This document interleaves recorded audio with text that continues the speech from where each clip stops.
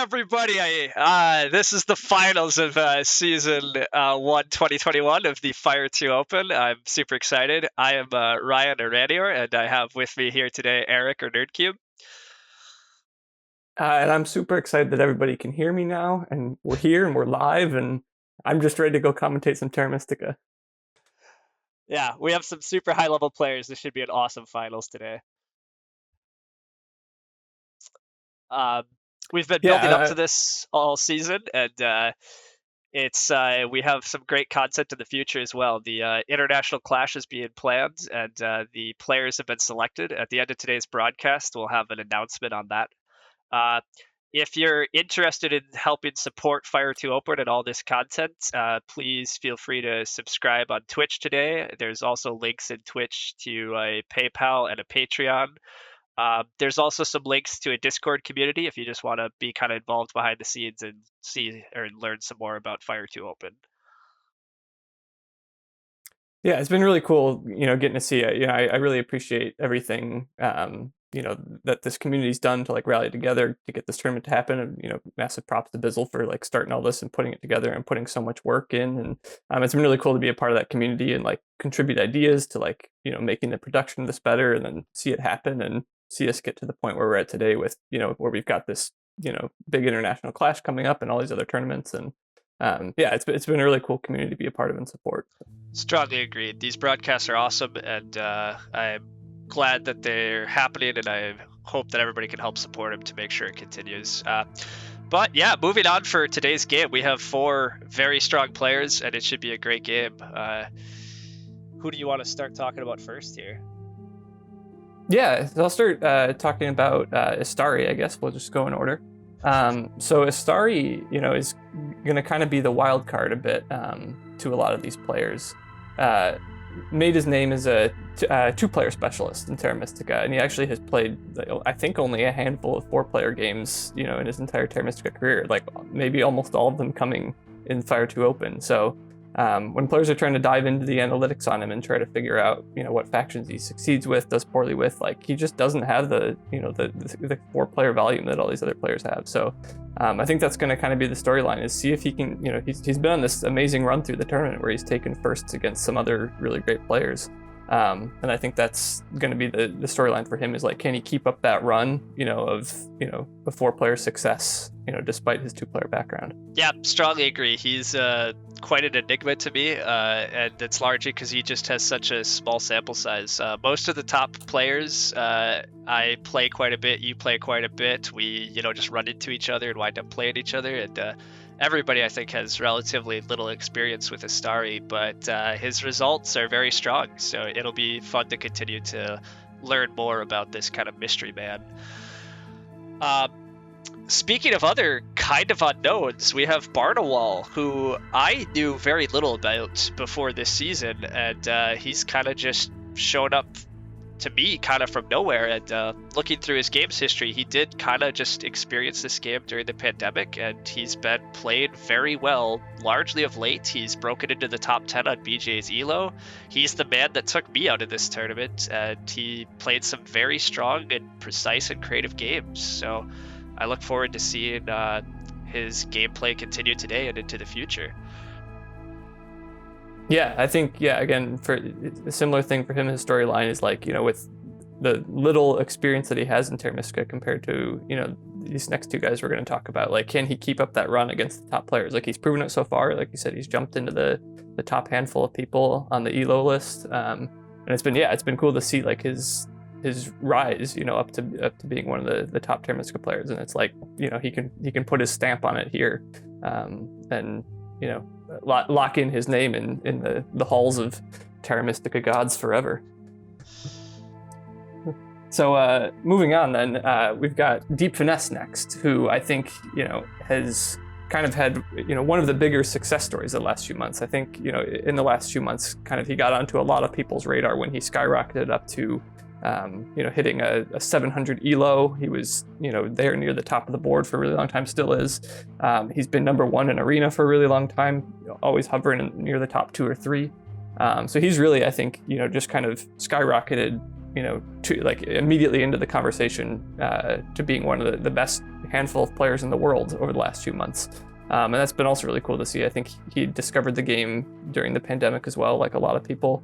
But yeah, just kind of immediately shot to the top. I know he's got a big background in gaming with Magic and Bridge, so it feels like, when he gets into a game, he's probably going to take it very seriously and try to become one of the best at it. Yeah, exactly. He definitely has a background in competitive gaming, and he's a very strong player. You're correct that he did just start playing during this kind of over the last year, but he, unlike some others, has a ton of experience because he grinds games just at a wild pace. He's played over 500 games on BGA in that time frame, so he has a wealth of experience, and he's really seemed to have kind of mastered the game over the past couple months. So I think just from a ratings perspective, he's got to be the favorite to win today, but these are all strong players, so it's no easy task still.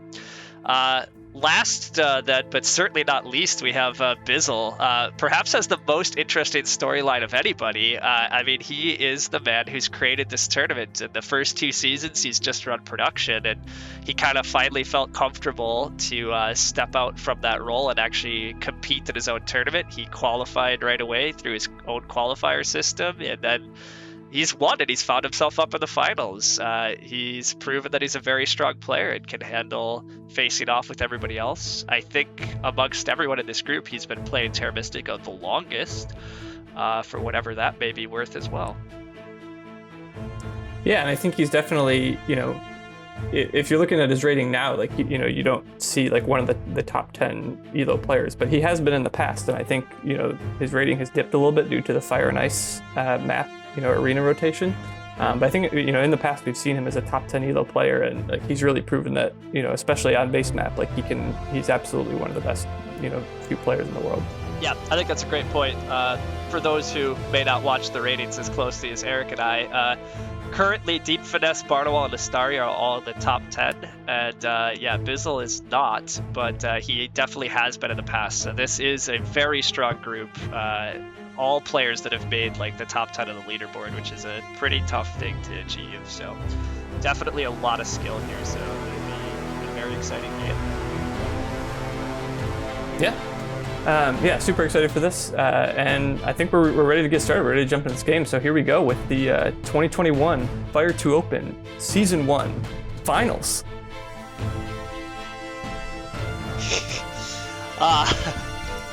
We're Chris is going crazy on his camera because I don't know if he's actually ready, but that's all right. We can keep. I don't know. We'll keep flapping on. I agree. This is what Chris gets. He tries to produce. He tries to tell us what to do, and we just do what we want. And he has to live with us too. So it's all part of the whole experience. Who's your money on today? If you had to bet, who are you? I'm picking Deep Finesse. He's been, like you said, he's been playing the most games lately. He's been grinding arena. Astari and Barnawal actually haven't played in the last 10 days since they both qualified. So, they're a little bit out of practice. Maybe their bidding is just a little bit, they're not going to have quite that edge that Deep Finesse has had from, grinding so many games over the last few days. He beat me. I've got to pick him because if I lost to the eventual champion, it's like I got second place, right?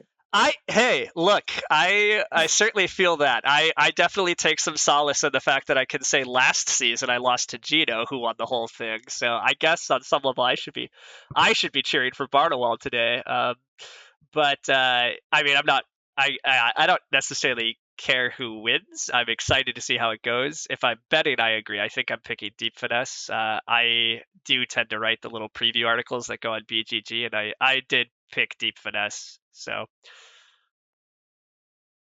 now we are ready to start the 2021 Fire to Open Season 1 Finals. Let's go.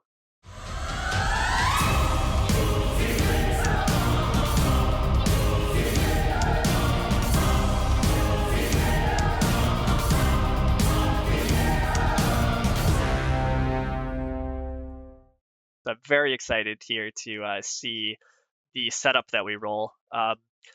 for those who might be just slightly newer to Terra Mystica, at the start of every game, we get this kind of randomized setup, and from there, there's no variation. So I'm really interested to see kind of our track and scoring tiles. And I'm peeking at them right now, and I am super excited for this game now. It That's looks like sweet. it's still coming up, but we have a round 4 spade game and a round 6 town game. These tend to be events that can be really game defining and produce a lot of victory points. So this is going to be a fascinating one. Yeah, this is we see the snap pick of alchemists. Like if you see round 4 spades, round 6 towns, I'm immediately thinking big economy, and clearly Barnawal was too. So yeah, I agree. This is going to be a really interesting game. I feel like there's a lot of potential here for like for player skill to show through, right? Whenever there's a high scoring game, that's where you see like little margins, little decisions that players make can have big effects throughout the game. So yeah, I'm really excited for that. Yeah, I agree. There's some really exciting stuff.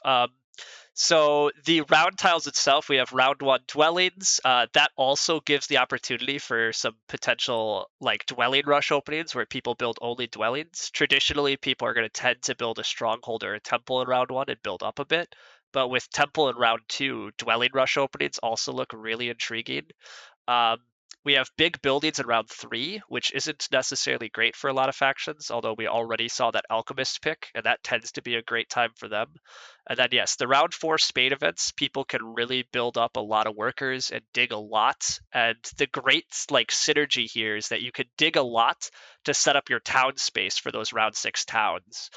Um, so there's some real synergy here in terms of some styles you can play, and you're exactly correct that I think that opens up some real skill as well because there's some really interesting paths to navigate in this game. Yeah. So for some of the newer viewers joining in, because I think we probably have a lot of people joining in from Board Game Arena and watching the stream. So I want to talk a little bit about I think we should talk here about just like kind of like what we're looking for in the setup, right? Like what are the pieces we look for and why those are important. Um, so like we've been talking about so far, over here on the left side of the game board we see the scoring track where you see the progression of for each round what you get points for, and the reason we honed in pretty immediately on rounds 4 and 6 is because the later in the game the scoring happens, the more resources you can have accumulated throughout the game, and therefore the better advantage you can take of scoring those rounds.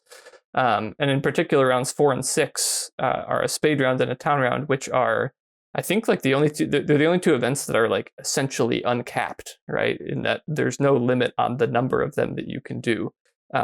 Practically there's a limit, but unlike stronghold and sanctuary scoring, temple scoring, where you only have a certain number of those buildings, and so like the game just physically caps you at how many you can build. You can do as many spades as you can accumulate workers, and you can form as many towns as you can carve out spots for. So I think that's what ends up making this a high scoring game. And so that's that's what's getting us excited here is those two like uncapped events. Yes, that's exactly correct. Yeah.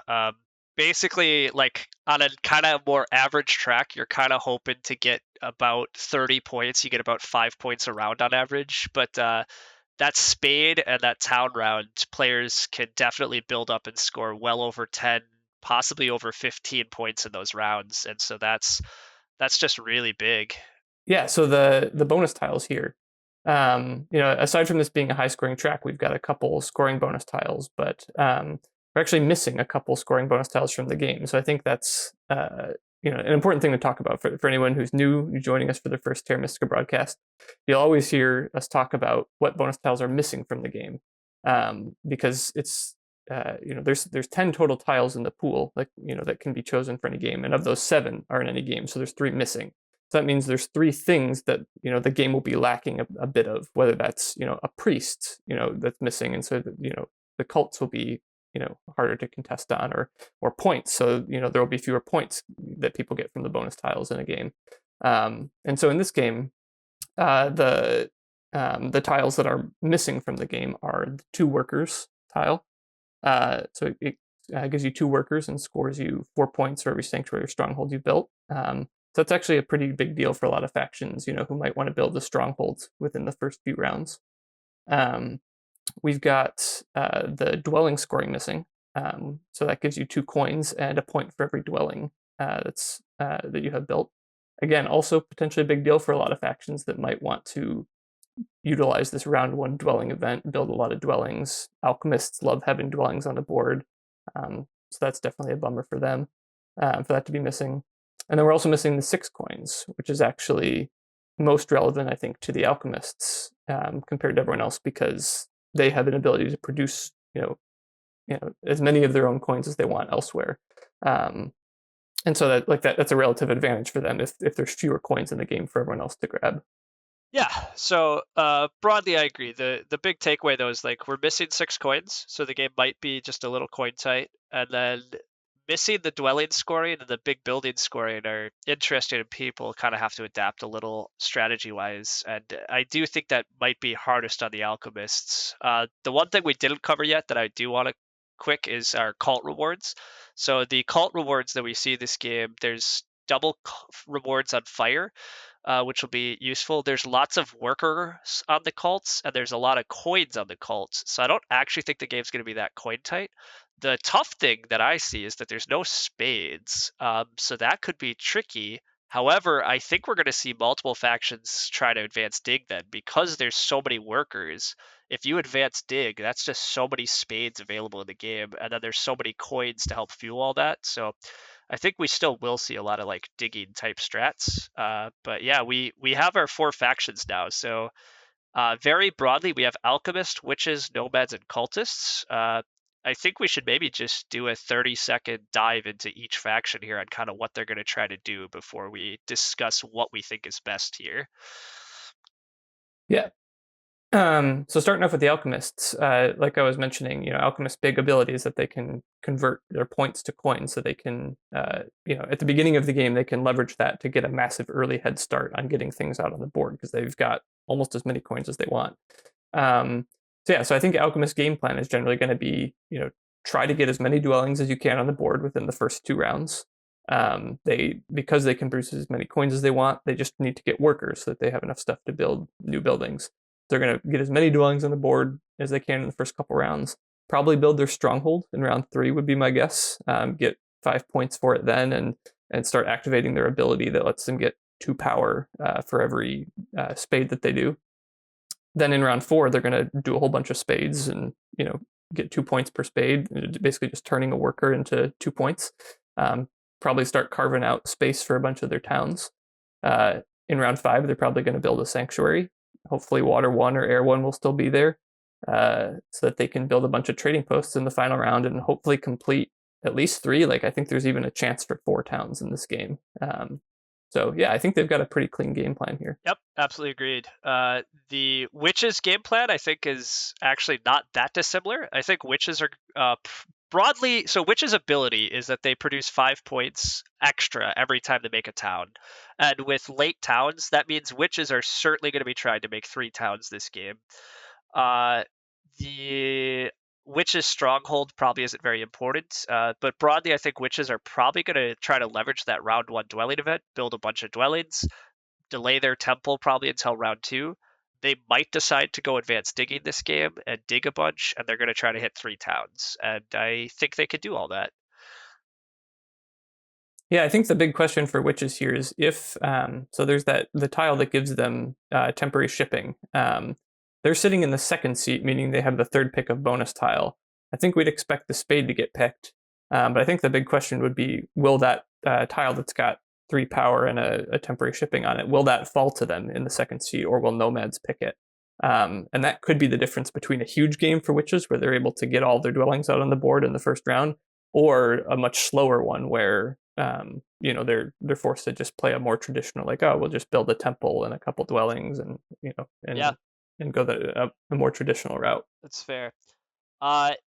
Nomads this game then are a little less clear cut to me on exactly what they're going to try to do.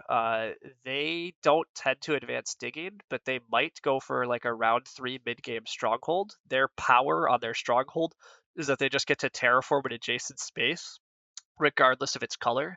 So that helps them build towns. So I think Nomads probably will push for a 3 town game on the back of a stronghold, but they don't have to. And then um, yeah, I don't know what else I'm expecting from Nomads this game, actually.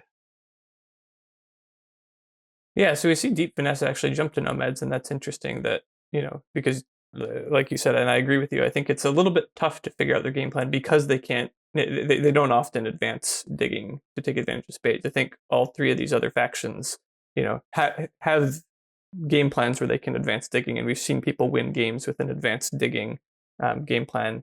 I think seeing that from Nomads is a lot more rare, and so I just don't see where they're going to necessarily get as many points on the track as everyone else. But round 4 towns, I mean, Nomads are one of the few factions that can like pull off round 4 towns if they try real hard Round for it. 6 towns, just to be clear, but yes.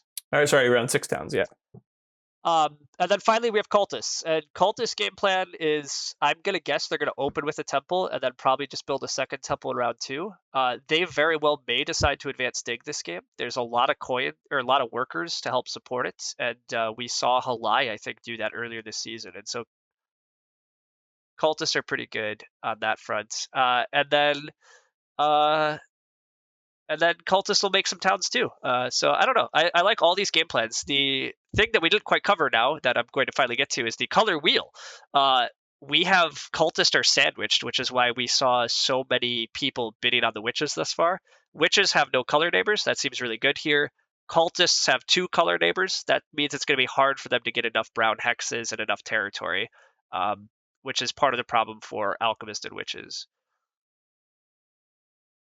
Yeah, I think so. The next thing that's going to be fun to go into here is because we have this color sandwich, right, with nomads, cultists, and alchemists, trying to figure out where everyone's going to start with their initial dwelling. So let's just go through a little like bit of a draft here. Like if you end up with alchemists, like where are you putting your first dwelling? I think I'm putting my first dwelling over here. It would be my plan. That's probably where I'm going. I'm not sure. It's really messy. It's much easier for me to say where witches are starting because they're starting here and here. Agreed. Like they're gonna put Yep. dwellings on Yeah. these hexes. I think that's a. Yeah. I think there's no world where witches don't do that. Agreed. So where are you starting it with Nomads. alchemists? Well, let's get the easy ones out of the way. I Okay, like yeah, that. that's yeah. So yeah, I think nomads we can pretty confidently say are going here and here. At the very least, they get a third one, but I like that a lot for Yep. them. Alchemists, I think I agree with this spot over here. Right, you're going to have witches as a neighbor. You're going to be able to form a town here. You'll likely be able to race up to the north. That's going to be the big contest. I think is going to be if alchemists can get a dwelling to this spot before witches try to dig it to form a town up there in the north. So I think this hex is going to be really contested. Who can get there first. Yeah. But alchemists have a reasonable chance of doing that. I think. And I think as alchemist, you probably just want your other dwelling.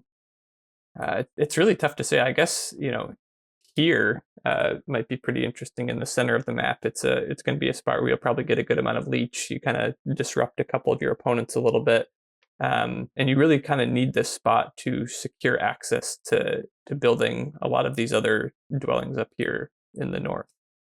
Yep. Agreed.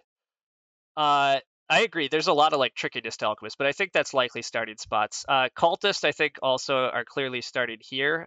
There's just so much leech. I think you give up too much if you don't start there, and then you probably start there. So I think cultist is also pretty standard. It's really alchemists, I think, that have the big decisions, as well as nomad's third dwelling. One of the things we didn't cover is the nomad special abilities. They get to start with a third dwelling, which really helps their economy and helps them get to expand from another location. And it's much less clear to me where that third dwelling belongs this game. Yeah, I think so when the temporary shipping isn't in the game, I tend to like to start here as nomads, because this is like a pretty good stretch of hexes up here in the north. If they're able to form a town, through these few hexes, that's usually pretty good for them. And if there's no temporary shipping in the game, starting there just guarantees you access to those hexes early on in the game. But in this game, temporary shipping is in the game, so I think there's a chance nomads would take that in one of the, maybe even the first round, maybe the second round, and so they can just ship up to those hexes. So I think the things that are also on the table for nomads would be starting here, just because it tends to give them a bit of leech as witches build around them. Yeah. I don't like that as much in this matchup, but it's certainly a possibility. It is, and Or here, I am gonna just also I realized I don't think we mentioned we are testing out some slightly new technology here where we get to throw up mock dwellings. What you're seeing us do right now is none of that's happened. The bidding hasn't completed. We're just talking and throwing stuff on a fake map, even though it looks real. So hopefully nobody's too confused by that. Um, that would be cool if you could just move your dwellings around though after like. yeah, I don't, yeah, and that would be fun if all of a sudden, like, I don't like where you started. I'm moving that dwelling. But yeah, Yeah. I do think a lot of that's the starting spot. So I think one of the interesting areas in this game is up in this region. Um, as you kind of covered, I think witches want this green hex. Alchemists tend to want these northern hexes as their connection path. Alchemists are very good at building lots of stuff, so they want to win network by having the most connected structures. But they often need this northern stretch, and so if Nomads does decide to start up here, that's also a whole nother dynamic. So I think this is going to be one of the real areas to watch this game, where Alchemists want to connect, Witches want an easy third town, and Nomads might just want to be up here to be disruptive. Yeah, I think even after initial placements, like we could see a little bit of trickiness. Like maybe alchemists, don't want to start in this position on these. Maybe they want to start down here to incentivize cultists, to come over here so that alchemists have a better chance at connecting through the south. Like maybe that's something they want to do. Like I think we're going to see a little bit of like mind games, with the opening placements and some of the opening bonus tiles, like as people are trying to finagle for these positions. Yep, I strongly agree on all of that. Um, I do expect that witches are going to try to take temp shipping and just build a lot of dwellings. I am curious if nomads have any desire to just start with temp shipping themselves. As you mentioned, nomads definitely can benefit from temp shipping up to these hexes, and temp shipping into these hexes is actually pretty reasonable too. Um, so I do think the witches valuation changes a decent bit if they get temp shipping or not. Yep. Well, the valuations are locked in. We got Istari going for cultists at 30, while we have nomads at 26, alchemists at 24, and witches at 9. So what do you think about those bids, real quick? I really did love witches here. I think there's a lot to like, but that is a lot of points to pay. So I mean, broadly, these are very strong players, and I think those values are reasonably correct.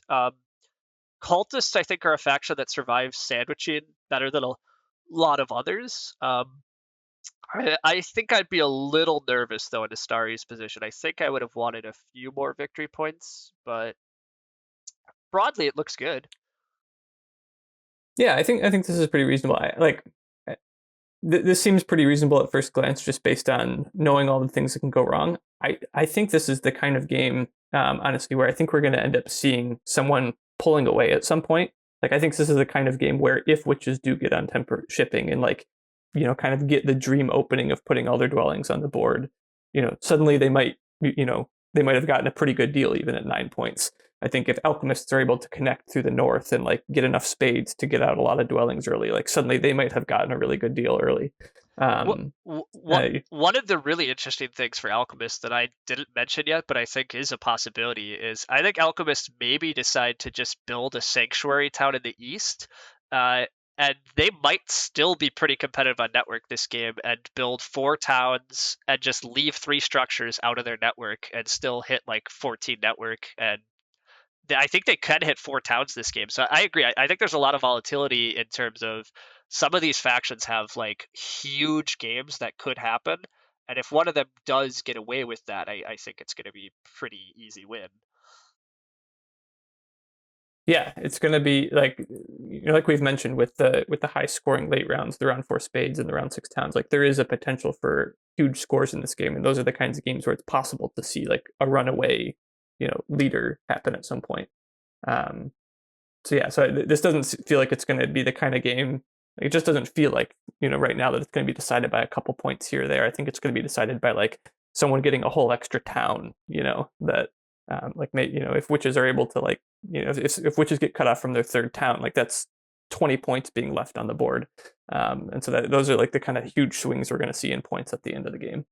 Yep, absolutely agreed. And the way witches were bid, this table definitely, I think, is with us that they think witches is going to have a 3-town game in them, and that witches pretty much, I think, has to attempt to make that happen. Um, there's just so many points to be had in all those towns. Yeah. So we talked, we had all those fancy dwellings popping up on the board, and this is what placement we didn't talk about for nomads. I was thinking about briefly mentioning it, but then I threw it out because I was like, nah, I don't think that makes sense this game. But here we are. I mean, if anyone was worried about cultists, this is a way to make sure cultists have a miserable time in this game, I think.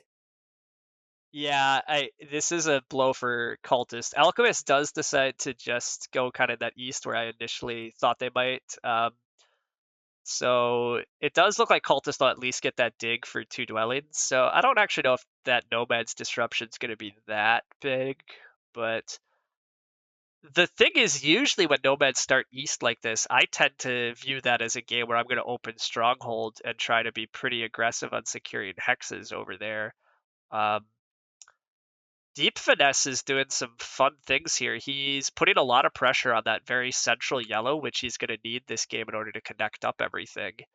And cultists now also kind of want that for connection. So there's another kind of new, really interesting little subplot woven into this game now already too.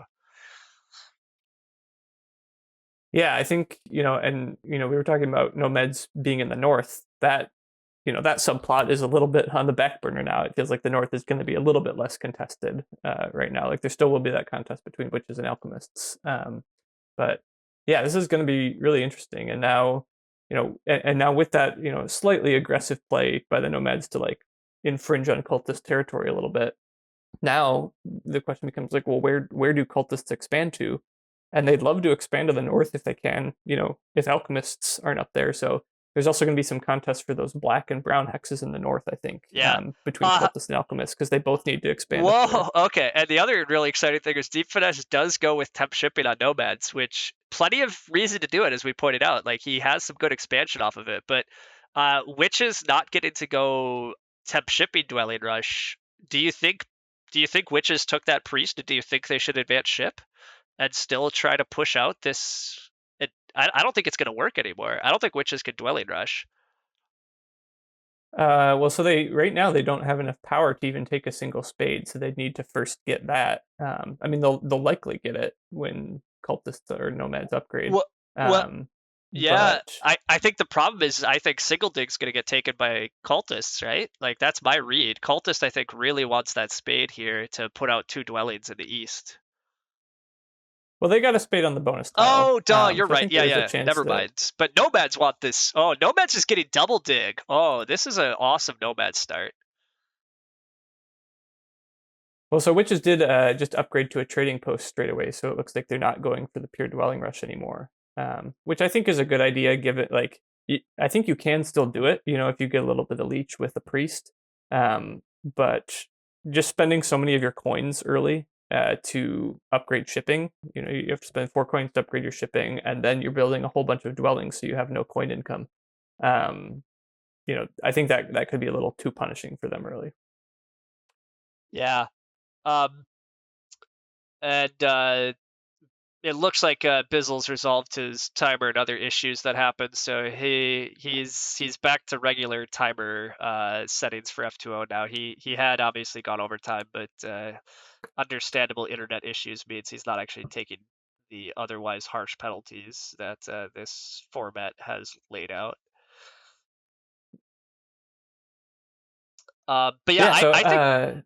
Oh yeah, go ahead. But my brief was I was gonna say I think Deep Finesse had a great read this game in terms of bidding nomads. Nomads that gets temp shipping and double dig.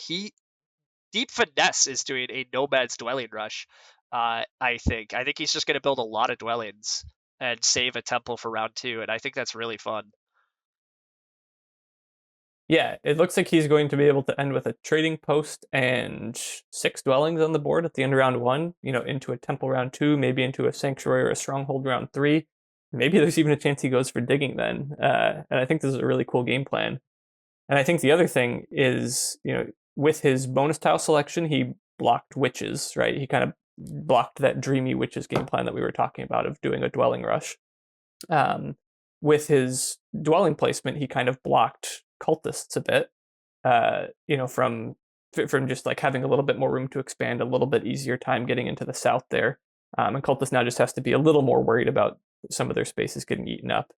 And so I feel like, yeah, like Deep Finesse is playing this like, if you slightly aggressively play towards a couple opponents and then, maybe he just thinks alchemists weren't good. This game didn't get a good deal in auction, and so he can just beat them straight up. But I think, yeah, he's playing a little bit of an aggressive game plan and doing really cool things, which I like this a lot. I think this is very early, but I think nomads are possibly having the best start here.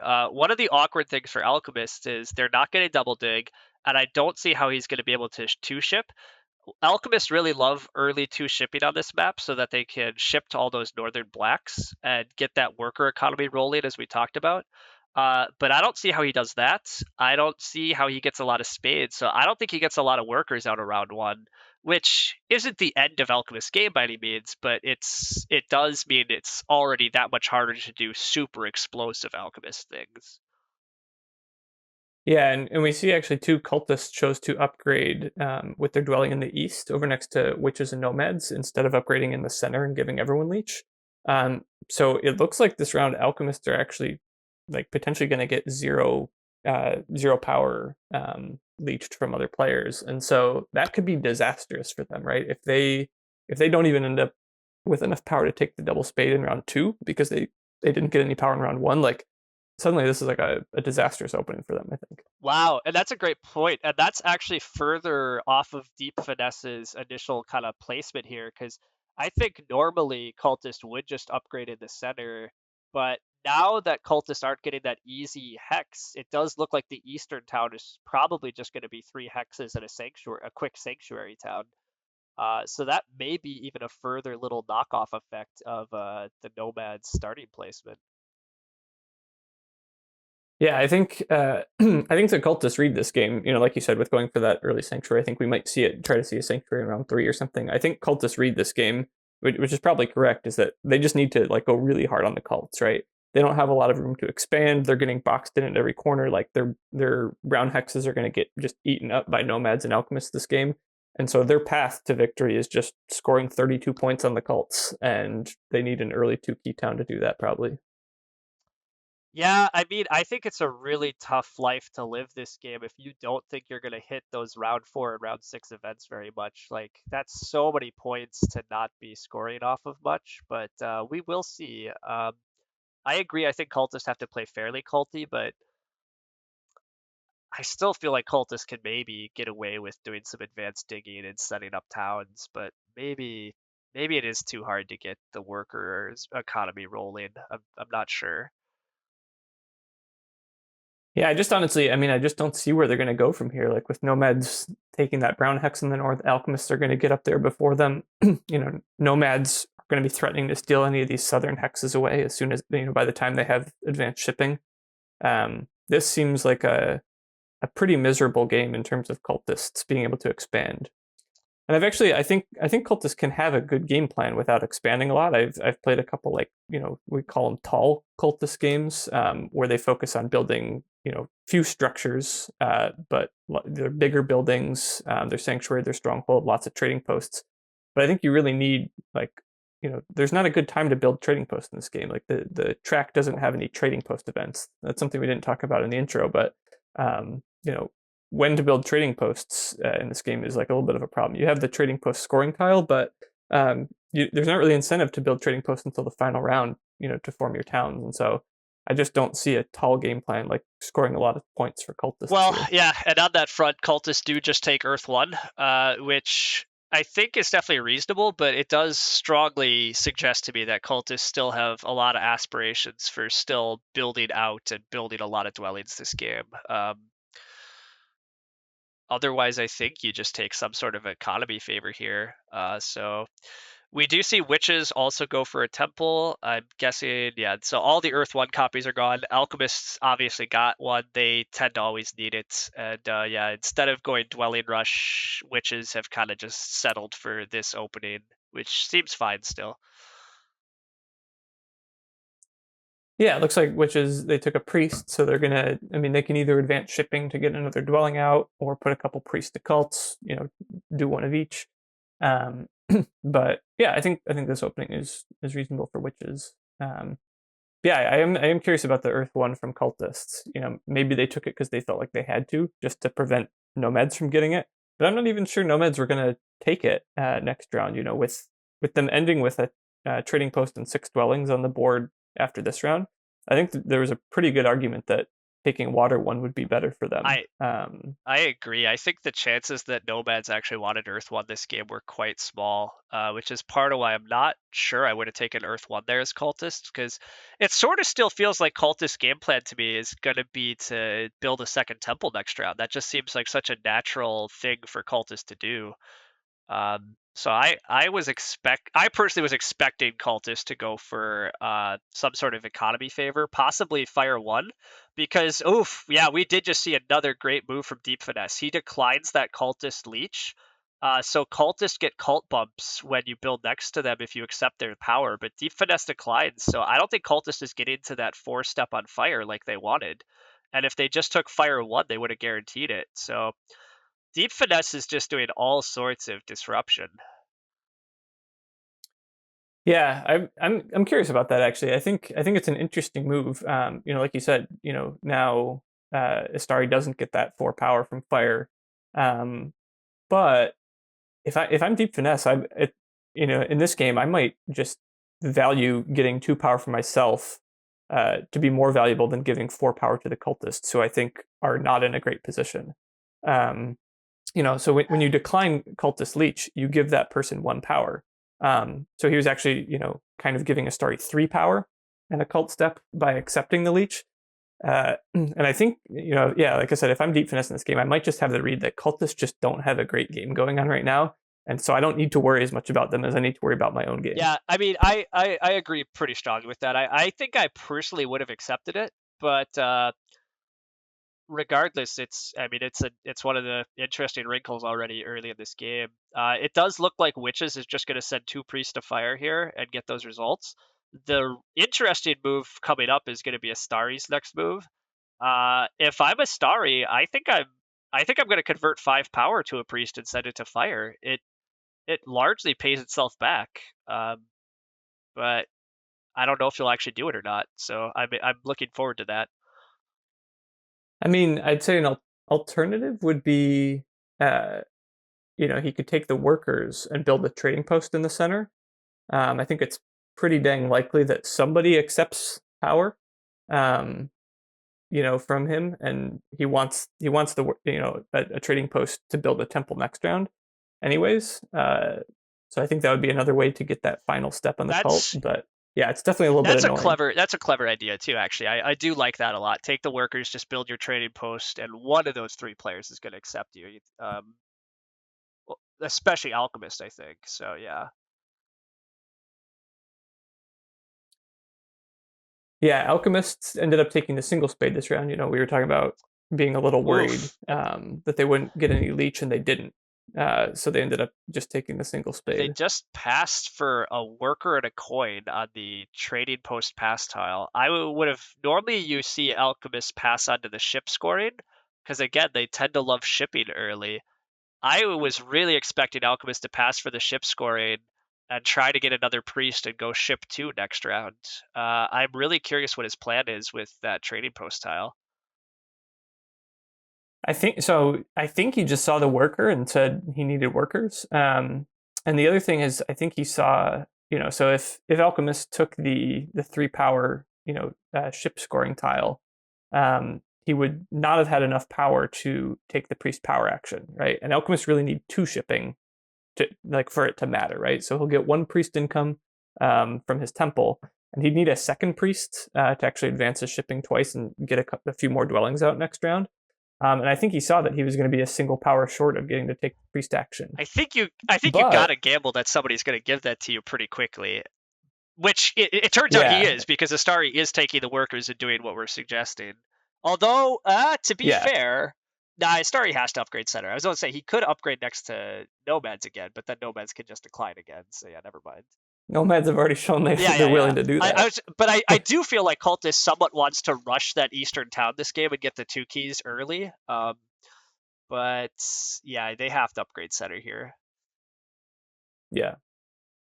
Yeah, so I think I do agree that was maybe a bit of a mistake for Bernawal. Like he could have gotten, like if he gets this power from Cultists here, he could have taken a priest, gotten to 2 shipping, got up 6 points from that tile, plopped down 3 more dwellings on the board and claimed some valuable territory.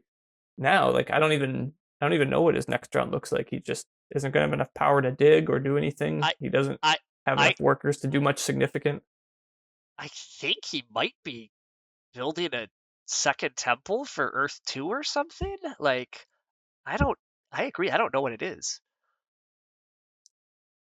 Yeah, priests are going to be pretty valuable in this game because he does need to advance shipping and digging. And and he could throw his current priest to the cults and get some coins or workers, and so priests are going to be pretty valuable in this game. And maybe I think that might be a reasonable line at this point. Given the line that he's going down, I think building a second temple, it seems like that's what he might be thinking. Yeah. Anyhow, as we're wrapping up round 1 here, we do see Astari going for the trading post. I assume somebody will accept his leech, so he will get to that 4th step on fire at the very least. I love Nomads getting away with this double dig, temp shipping, dwelling rush. It looks quite awesome. I don't totally know if it's going to transition into an actual win or anything, but it's by far the most interesting wrinkle of this start to me. Yeah, I like this a lot from them. I think their next, the next big thing for them is going to be getting coins, right? They've got their trading post 6 dwellings down. They have insane worker production going now, and so with their power, they're probably just going to kind of want a lot of coins actions for the rest of the game. And so if they're able to get a lot of coins actions over the rest of the game, I think that's the dream for them, and that's how they end up winning, right? Is if the rest of the table just lets them grab a massive amount of coins. Yes, I agree that Nomads needs a lot of coins, and it's not totally clear they're going to get them. Witches wound up having, I think, a much more kind of lackluster round 1 than I think what was initially expected. They do have a lot of cult income coming in, the Witches do, which is nice. And he has quite a few resources this round. I think Witches have to try to advance ship this round to expand a bunch, but I don't totally know. I mean, he can also double dig, I guess, and start setting up town spaces. He has a very nice looking center town this game, presumably. I think he gets a nice town in the east. So, I mean, there's still a lot of benefits for Witches. Yeah, Witches do go with the double dig here. I think, like you were mentioning, I think there was an equally viable game plan. They could have taken the coins and a priest maybe and gone to advanced shipping twice and start snagging up all those greens around the map. But they did go with the double dig here, which is totally reasonable with all that power. Yeah, they eventually need to do these digs for town space. It's interesting, right? Because I agree, the shipping line looks kind of fun because you get a lot more dwellings, and then maybe you could just do some hard digs or advanced digs. But this is good too, so I agree. It's one of those just kind of personal style, but it's a good outcome for Nomads that wanted the coins. They got them. Alchemist sent priest to air, so And now he is upgrading. I think Alchemist is going for the second temple line that I talked about.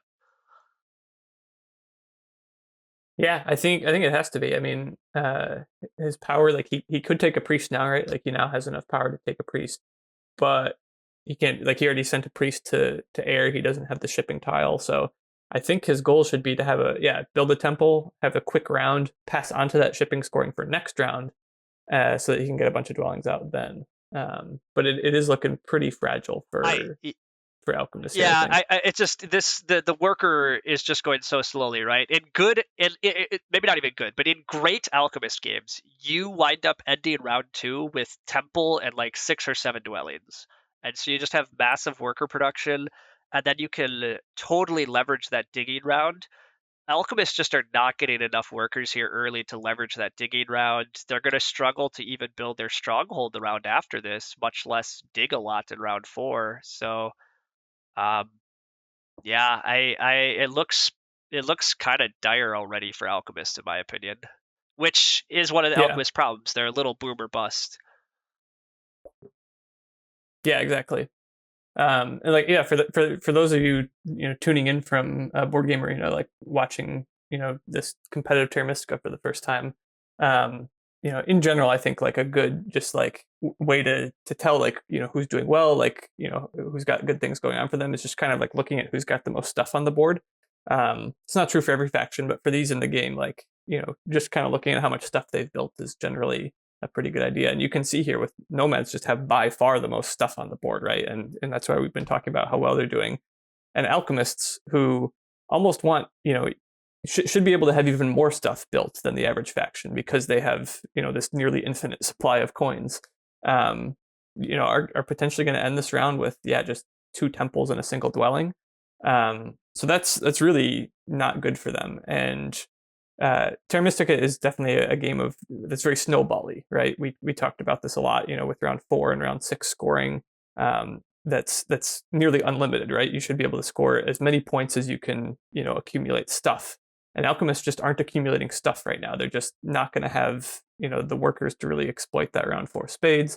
They're just not going to have enough stuff on the board to try to think about forming, 4 towns in round 6. So yeah, this game, we talked about this early on, like this game had for some of these factions could really tip either way. Like if they got their dream opening, things could go really well for them and they could have a massive game. And I think with Witches and Alchemists we're just seeing not that, like they're just not getting the dream opening that they could have. Yeah, I think Witch's game is still a bit on track. I don't think it's awful. The Witches have like really good cult economy flowing in, actually, and they still are gonna get. It looks like Witches are still getting that easy center town and an easy east town. The third town looks tough for witches, but maybe if you just play a solid Earth 1, Water 1, 2 town witches game, maybe it's okay. I don't know.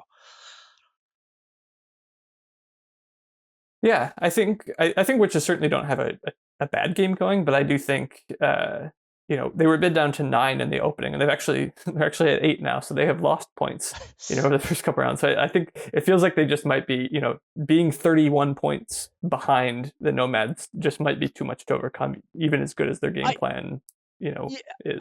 I guess I agree with that. I think people were expecting potentially an explosive witches game, and this just looks like a solid witches game, and so that's probably an issue. The Nomads game is pretty awesome.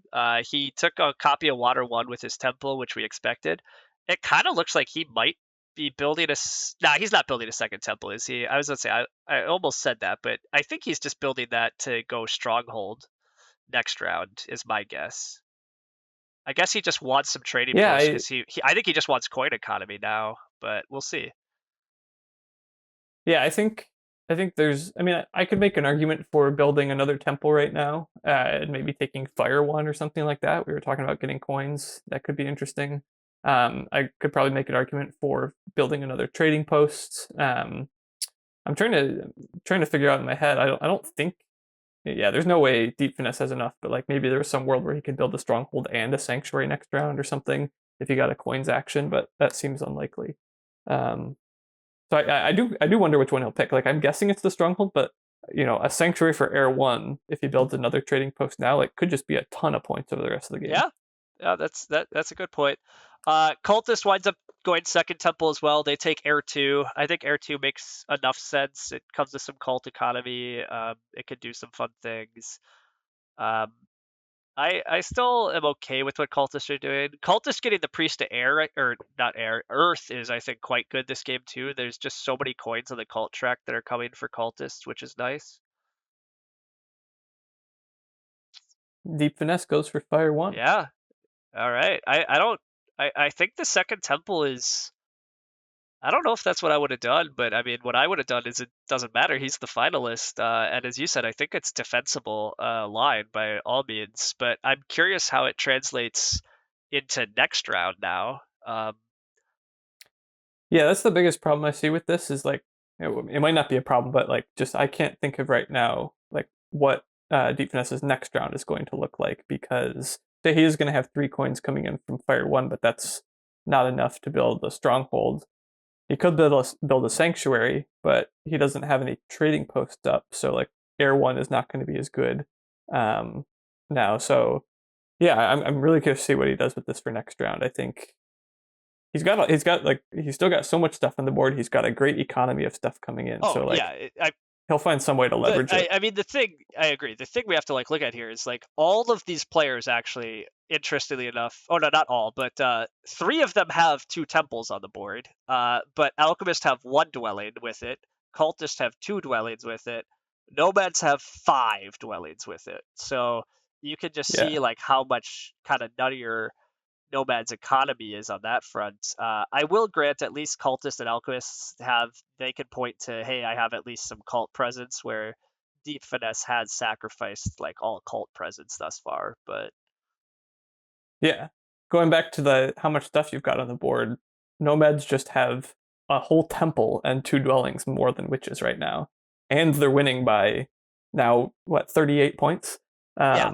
So yeah, this is some absolute craziness going on from Deep Finesse here. Like this is an absurd like level of opening. Oh my gosh. Are witches going to go for another temple? Is everybody this game gonna have 2 temples after round 2? I'm excited. I hope he does. Like, I just want to see it. I, I mean, I don't even think it's that bad, to be honest. All of these players actually want priests to contest cults, and they all want priests to advance ship or advance dig. Like, there is a lot of priest use this game, and the track says build a temple, but wow, like, if we see everybody having 2 temples, that is a pretty unusual thing. Yeah. Yeah, I do want like, yeah, I wonder if we like you said, advancing digging. I wonder if that's what witches are thinking right now that they want priests for that. They'll certainly have the workers for Ooh, it. They're about to get some good worker income, but I wonder oh if my they'll have the gosh. coins to advance digging. Yeah, Nomads goes back on temp shipping. That cannot make witches happy. Yeah, witches really wanted to get out a whole bunch of stuff next round. Temp shipping was so good for witches. They would have been able to dig that blue in the center and then reach so many green hex. Like they could have got 4 hexes next round with temp shipping in a single dig. But Yeah, the second temple happens. We have it. Temples every everywhere. 8 temples on the board in round 2. I love this. This is I mean, crazy. I don't know if it's good. I don't want to predict if it's good anymore because we're always wrong as casters. Yeah, And so I'll just say that this is sweet. I was gonna say we've been wrong about Fizzle's game all the time, and so yeah, I agree. Whatever. He takes Air 2. That makes plenty of sense. It comes with a bunch of workers right after this. The power is useful for double digs, maybe for spades. Witches still have a lot of dreams, and yeah, this. The only thing I can say for witches is he already has 3 priests on the cults, so he's producing 8 more priests for the rest of the game. That he can't send that many more to the cults, so he really does have to have hopes to advance ship and or advance dig. And so he's gonna get a good influx of coins here. He's gonna get 6 coins from the cult event reward. But it's a little tricky, like it like you said, if you want to advance shipping, if you want to advance digging, you just need a ton of coins. And that coins power action is going to be super contested because nomads want coins, cultists want coins. Like if everyone wants to advance their digging and shipping, just everyone needs like so many coins that just don't exist in this game right now. Yeah, I do agree. The fact everybody wants to do all these upgrades and there just aren't that many coins is a big deal. I wonder if alchemists take. Okay, I was about to say, like, is it crazy for alchemists to just take coins and try to put the pressure on the table? Probably, but Yeah. Okay, here's what I want to know if it's crazy to do. I don't know exactly what Nomad's round is going to be, but can we see a slightly early pass from Nomads? Right? Maybe they put a priest to a cult, do something else. Slightly early pass to get a coins action. And are we going to see advanced digging Nomads here? oh, Like Deep Finesse will be my hero forever if he does why? it Yeah, in the finals of Fire 2 I mean, Open. seriously, like, what is the argument for not? There's none. He has to do All it. right, we've solved it. I agree. Like, no, seriously, like this is the dream. He got out the dwelling rush. This was my dream for witches, right? I said if you can dwelling rush and then somehow build temple, and then somehow, well, he built 2 temples because he's a better player than I, and he has bigger dreams. I was dreaming for single temple after the dwelling rush, but regardless, the point is he got 2 temples out, and then yeah, if you can do advanced digging into 3 towns, like you nail the track because you built those dwellings, you built those temples, you do the spades, you do the towns. Like, I mean, it would be awesome. So if Deep Finesse, yeah, so he's putting his priest to Earth here, right? If he sends another priest to Earth, he'll now have enough power to take the coins action. If he sends a priest to Earth and passes, he'll have enough power to take a coins action, and he would be going into that round with 8, 9, 10, 11, 12, 13, at least 14 workers, and a bunch of coins. He could pass for the 5 coin tile, yeah. So he would have 16 coins. And yeah, 14 workers, you advance digging and twice, a bunch and then baked, you do 10 digs. A bunch baked in the earth track. All right, we've solved it, everybody. Nomads, we got their game. Like, oh, it's so beautiful. If he lets us down, I will never forgive him now. I think he's going for it. I think so too. I've got this mind read on Deep Finesse, and I love it. We talked it, and the fact that I called it out too, and I said like, all right, everyone's going to advance digging except Nomads here, and then Nomads might be the only one that like successfully pulls off the spade round. Like that's what makes it even better. Yeah, Astari does have a lot of coins, but the workers is the problem for cultists. Like going for dig advance, cultists maybe. Oh no, he is digging though. Yeah, I think we're going to see Astari here hope to get, so like hopefully he can get one more cult bump to get up to the 4 spot on air, and then hopefully he can send a priest or 2 to cults, I think is his plan. And if he's able to do that, I think he's getting his workers from the air cults, and then maybe he takes a workers action next round. So I think Astari will still be able to do a good handful of digs. What did witches do at the start of this round? I was expecting witches to just take double dig and take both of the blues next to them. That looked too. I thought he would just dig again, to be honest. But he advanced ship. Okay. Yeah, I guess he thought maybe the double dig wasn't contested and he could, go advance ship and try to claim some of those greens in the north like you were talking about. But that's feeling much worse now. That Astari took the double dig, and now Astari is like threatening that green hex. Astari has this spade bonus tile in hand and nowhere great to put it. So he might just end up turning that green, to blue to mess with witches or something and hope to complete a town there later. Yeah, that would be wow. I don't know. We'll see. Ultimately, Nomad's game is still just very exciting. Although, wait, Nomads has let us down. They diverged from the plan. They advanced ship. So with temp shipping, they do have 2 ship.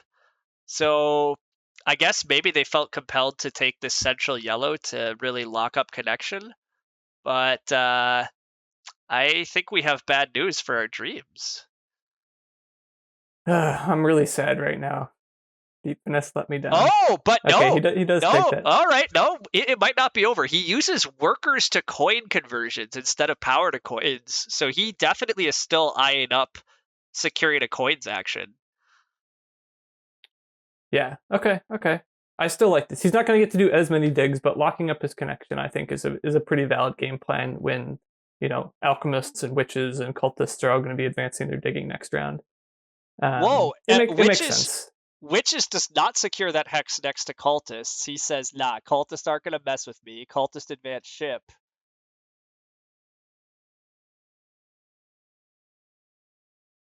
This is where all that jockeying for territory that we were talking about earlier is starting to come into play. Like this north is starting to be really contested. That yellow hex was really contested. Like everyone is anticipating the advanced digging coming next round, and they're all just wanting to lock up, some key hexes before that happens, I think. Yeah.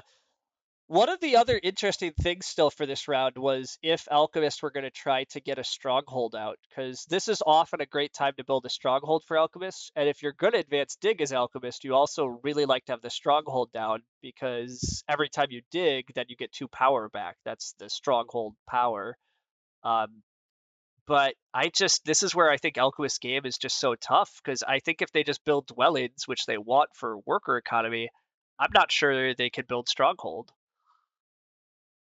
I think they should be able to build stronghold here. So I think they've got enough workers right now that they could build a stronghold. That stronghold is going to give them 12 power income, and they can convert some of that power to workers to build out their last 2 available black hexes right now. I think that's what my game plan would be for them. More worker to coin conversion for nomads. That's 3 workers to 3 coins this round in order to build those dwellings. I think it's probably correct when you have temp shipping, I guess, but oof, that's a bit painful. Yeah, I think it's all right. Like it locks up these key hexes. I think Deep Finesse is still, think of it like this messes with alchemists, right? It makes the potential connection a little more awkward. It makes a potential town there a little more awkward. It's a great hex for nomads to like make sure to get, while it's still yellow. But it's ruining my dreams of, doing 10 digs in a digging round as nomad. So that makes me a little sad, but I get it. Yeah. So we still are going to see. Go ahead. Yeah, the tricky thing for nomads is I'm actually curious exactly how many towns they have and where they're going to be, because they are pretty spread out. And witches passes first now in order to lock up the coins action, which I think is really smart. And so I really don't know if Deep Finesse can do the digging line now. I'm not. I don't. I mean, again, he's a very strong player, and whatever. He's allowed to do what he wants. But I'm increasingly dubious that we're going to get the advanced digging dream here from nomads. Yeah, I think that does kind of seal it.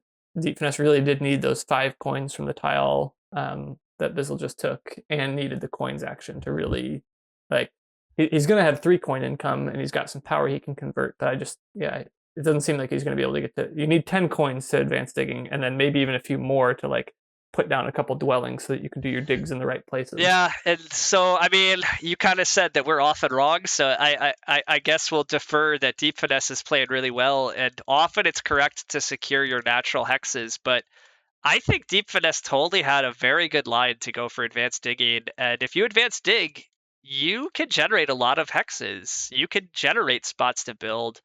I'm not convinced that a round where I take a temp shipping tile and do 3 workers to 3 coins is a round where I'm possibly being efficient enough, especially when it's now cost me the ability to pass on to the getting a coins action.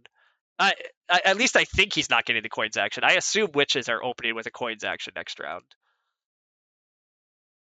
Yeah, Bizzle has also shown us that we don't know what we're talking about when it comes to what he's going to do. So Bizzle might double dig that northern black in order to try to secure his 3rd town space, which would make a lot of sense. But so maybe there is still a coins action available. It's hard to know. Yeah. Yeah, I think next round is where we truly see it, right? We've been building up to this the whole time, but next round is where I think we're truly going to see just everything hit the fan here. Of like, this is where everyone's going to get their digging. Hexes are going to start flying off the shelves. Like, next round is going to be nuts, I think. I completely agree. And I missed, but Alchemist does get another priest power action here. So he's actually going to get to 3 ships. So that northern black I just talked about that witches might want, I'm pretty sure Alchemist is just going to ship 3 and build there this round. So northern town is going to be dead for witches. Yeah, Northern Town's dead for witches, and cultists now take this brown hex in the north, uh, which kind of messes up everything for alchemists in terms of forming towns up there. It's going to be really hard and awkward for alchemists to get towns. I just things are really awkward for alchemists forming their towns. Like I see they can probably get two, but I have no idea where they form a third right now. Alchemist Connection and their towns are both tough, and they still don't have a stronghold. That is a lot of tough positions for alchemists to be in.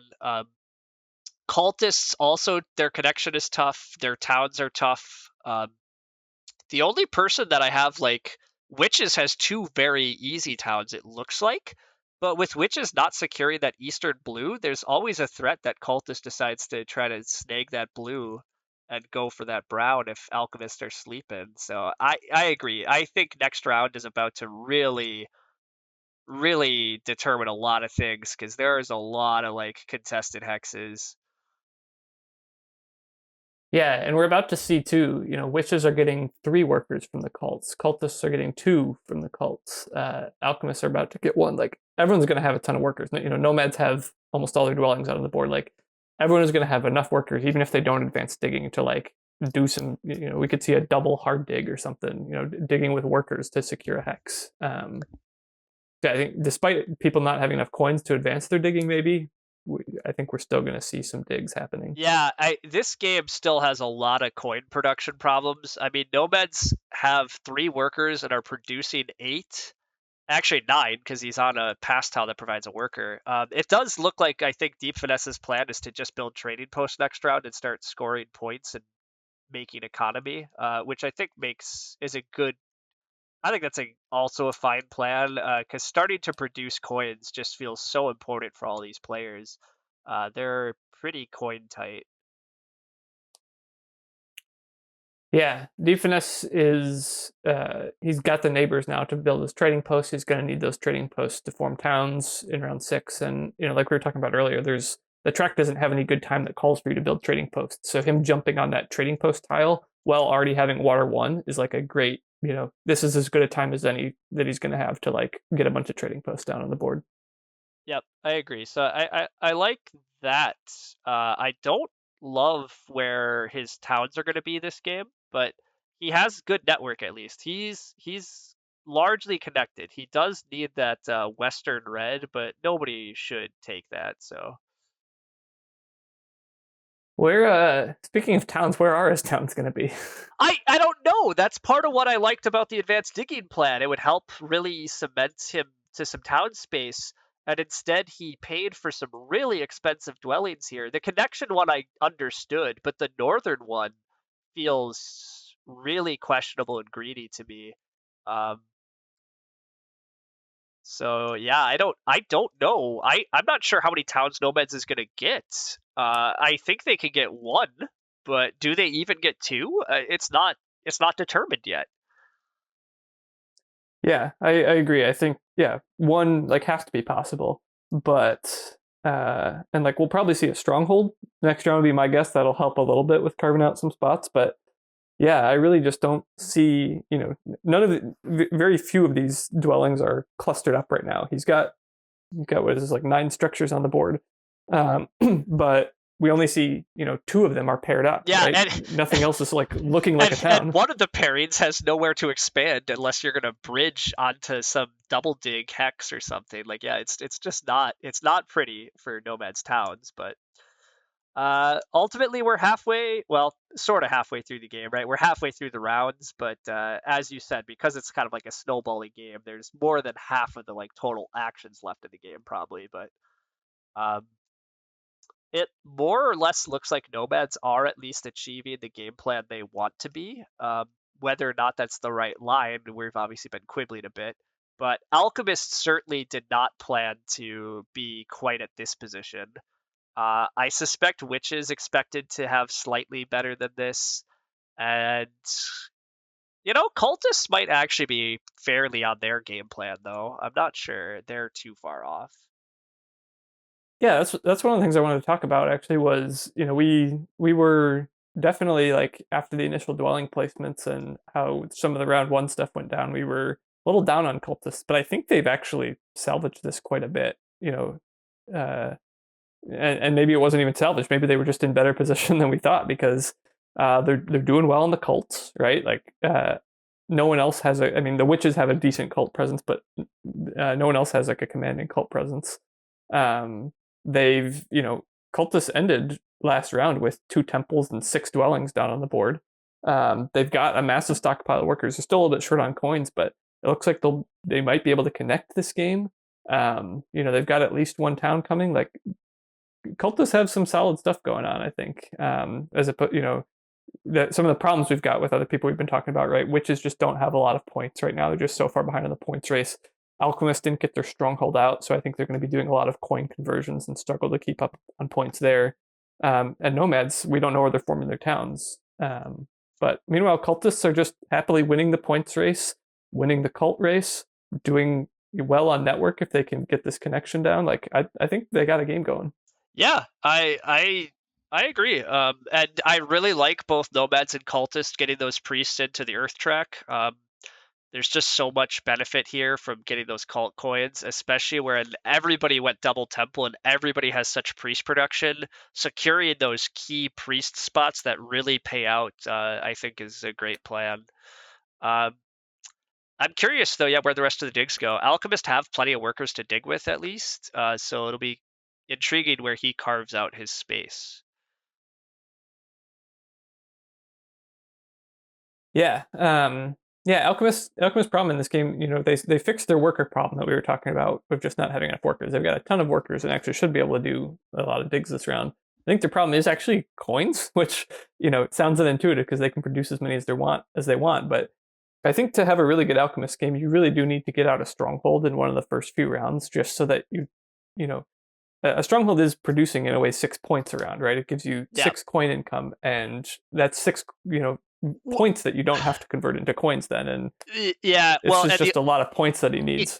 It's a lot more than that too, right? Like the other thing that I think is a real issue here is that he doesn't have the stronghold down for his spade round. So again, getting that 2 power back for every spade is actually pretty important. If he does something like 6 spades this round, that's 12 power that he's giving up as well. That's at least 6 coins, if not something better than that. So it's so many points that he's losing by not having a stronghold already. I agree. I think alchemists are just going to spend too many coins, or too many victory points on coins probably, but we'll see. Witches are advancing dig, so I kind of like that. But they have a lot of space to secure, and the spaces they need for their towns really don't require that many digs. So the main way that I personally think this pays off is if witches somehow do find a way to make 3 towns still, but I don't see how witches 3 town this game. In which case, I don't know if the whole sequence of advancing dig is actually going to really pay off. Yeah, I'm trying to think. I mean, there still just is kind of a lot of space on the board for them. Like there's this green hex up in the north that they could take and maybe try to form a town up there. There's down in the southeast. There's maybe a spot to be had there for a town. Nothing jumps off the board, but I don't know. It feels like there's possibility of it. I'm not counting it out just yet. And I don't think, especially if they build the stronghold next round. And I don't think we should discount it yet. And one thing I will say, looping back to when you were talking about, it felt like witches, just don't have any points and are, probably behind. As I've shown before, witches that have a bunch of towns in a town round, you can catch up real fast. If witches make 3 towns in a town round, that's 30 points plus the towns themselves. Suddenly you make 55 plus points. If he can do that, I don't think his game's that far out still. But I just have a tougher time seeing how he has the economy to actually build out his 3 towns. He just doesn't have that many coins after he advanced digs again. He building up and achieving all that still kind of feels a little out of reach to me, but I'm not sure. Yeah. Everyone should go watch Ranior's best game on YouTube after this. It's sweet. If you love witches scoring towns, that's the game for you. Yeah, so. Indeed. So just to toot my own horn and go on the side, basically I entered round 6 of that game with something like under 40 points. It was 30 something, and I ended the round at like 120. Admittedly, I make 4 towns, but still, you can catch up real fast as witches in a round 6 town game. Um, whoa. Oh wait, no, that's not whoa. I was gonna say I thought witches just sent another priest to fire, but no, they have a priest left to advance dig. So okay, it's all good. Okay, so it looks like Deep Finesse is, he did build a trading post like we expected, and then he's trying to carve out some town space out here in the west. So I mean, that seems totally reasonable, right? That's where one of his towns can go. It is a little awkward, it does look a little awkward right now in that he's now made a third pair of structures, right? So we still don't see like a concentration of like 3 connected structures yet that like is obviously going to be a town. And the tough part is his temples are not in areas where he wants a sanctuary, right? Like, so that's a tough disconnect here too.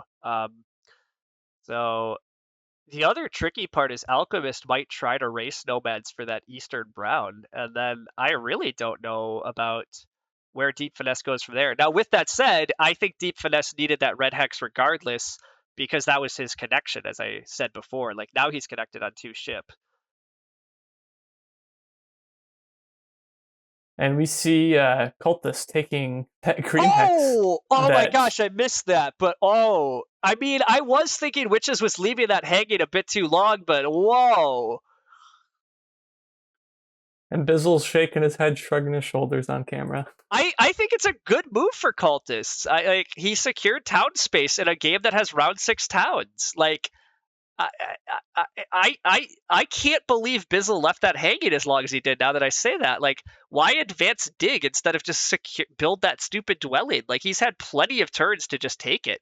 I guess he just thought it was under no threat, but nothing is under no threat when Alchemists have advanced digging. Like, you can't trust anybody at this point. Yeah, that's pretty big. And yeah, this gets Astari another town now. He can form a sanctuary in either spot, or he could build a sanctuary in the center or out in the east, and he could maybe bridge. He's got a lot of options for his towns now. And he's got a ton of points. He was just able to do those digs in a dig ground, so he got extra points. And there. He's on the ship tile. And Astari, he's on the ship tile. He already has 2 shipping, and he's on the ship scoring tile for round 5. So he's going to get a coins action. He's going to get a coins action, and is there much of a race for Water 1 here, or is he going to get to coins action and Sanctuary for Water 1? If Astari gets to coins action and Sanctuary for Water 1, that seems pretty good, especially since he has 8 cult coins coming in. I think there will be a Water 1 rush at this point, just because Bizzle now really needs a sanctuary, right? He didn't before. He's just gonna build a 4-structure town in the center, but now he needs that sanctuary to form a 3-structure town. So it seems like he's gonna want one, and it seems like cultists or alchemists really want Water 1, and then of course Nomads already have a copy. So I think he'll miss out on Water 1 would be my guess, but if he doesn't, oh boy. Now, yeah, after doing that analysis, I think you're right. So I guess the new question is, like, as much as the coins action is really good, he does have 8 cult coins. Is Water 1 possibly just better for him? We'll see. Yeah, I think there's an argument to just skipping out on the 7 coins action and securing Water 1. Water 1's probably going to be at least 6 more points than Air 1 this game. Yeah. But I do really like what Astari's going on. Like we were saying, like we counted him out a little bit early, but I feel like he's really come back in this. I still let's actually let's make ourselves feel silly. You want to do some predictions right now? Just talk about how we think everyone's doing. Sure, absolutely. All right, everyone timestamp this, look back on this at the end and just tell us how wrong we were. But I feel like, alchemists and witches are definitely doing worse than cultists and nomads right now. That's as far as I'm willing to go right now, is to say that I think nomads and cultists have definitely the better games going on. I think I agree with that. I'm honestly increasingly uncertain about the whole Deep Finesse line here. Where are his towns? And I keep saying plural, but I'm not even sure I should be pluralizing his towns anymore. Um, like, where are they? I don't understand where Nomads is going to achieve things this game, and especially I if think, Barnawal decides to be disruptive. yeah, I guess it's, you know, if alchemists do decide to be disruptive, that could be a big pain in the butt. I think, you know, right now I'm seeing one in the north, one in the west. I think that's what You know, happens. with a stronghold next round, and then a couple digs to finish off. But like, you know, he's got a brown hex and a red hex available. So like he would need to get those 2 towns there. He'd need to secure 4 more hexes. You know, 2 can come via your stronghold ability, opening up new hexes, and 2 are then going to come with. He's got a million workers, and uh, you know, like nomads always do. Like he'll find a way, I think. Um, so I expect there to be 2 towns there still. Okay. Uh, I felt like alchemists were using a few too many coins as conversions, but I'm also trying to be a little more fair to their position. And I guess he just doesn't have enough workers to really achieve what he wants. But I mean, he does have like 2 towns at the very least pretty carved out, and he is at 49 points. I mean, could be worse, right?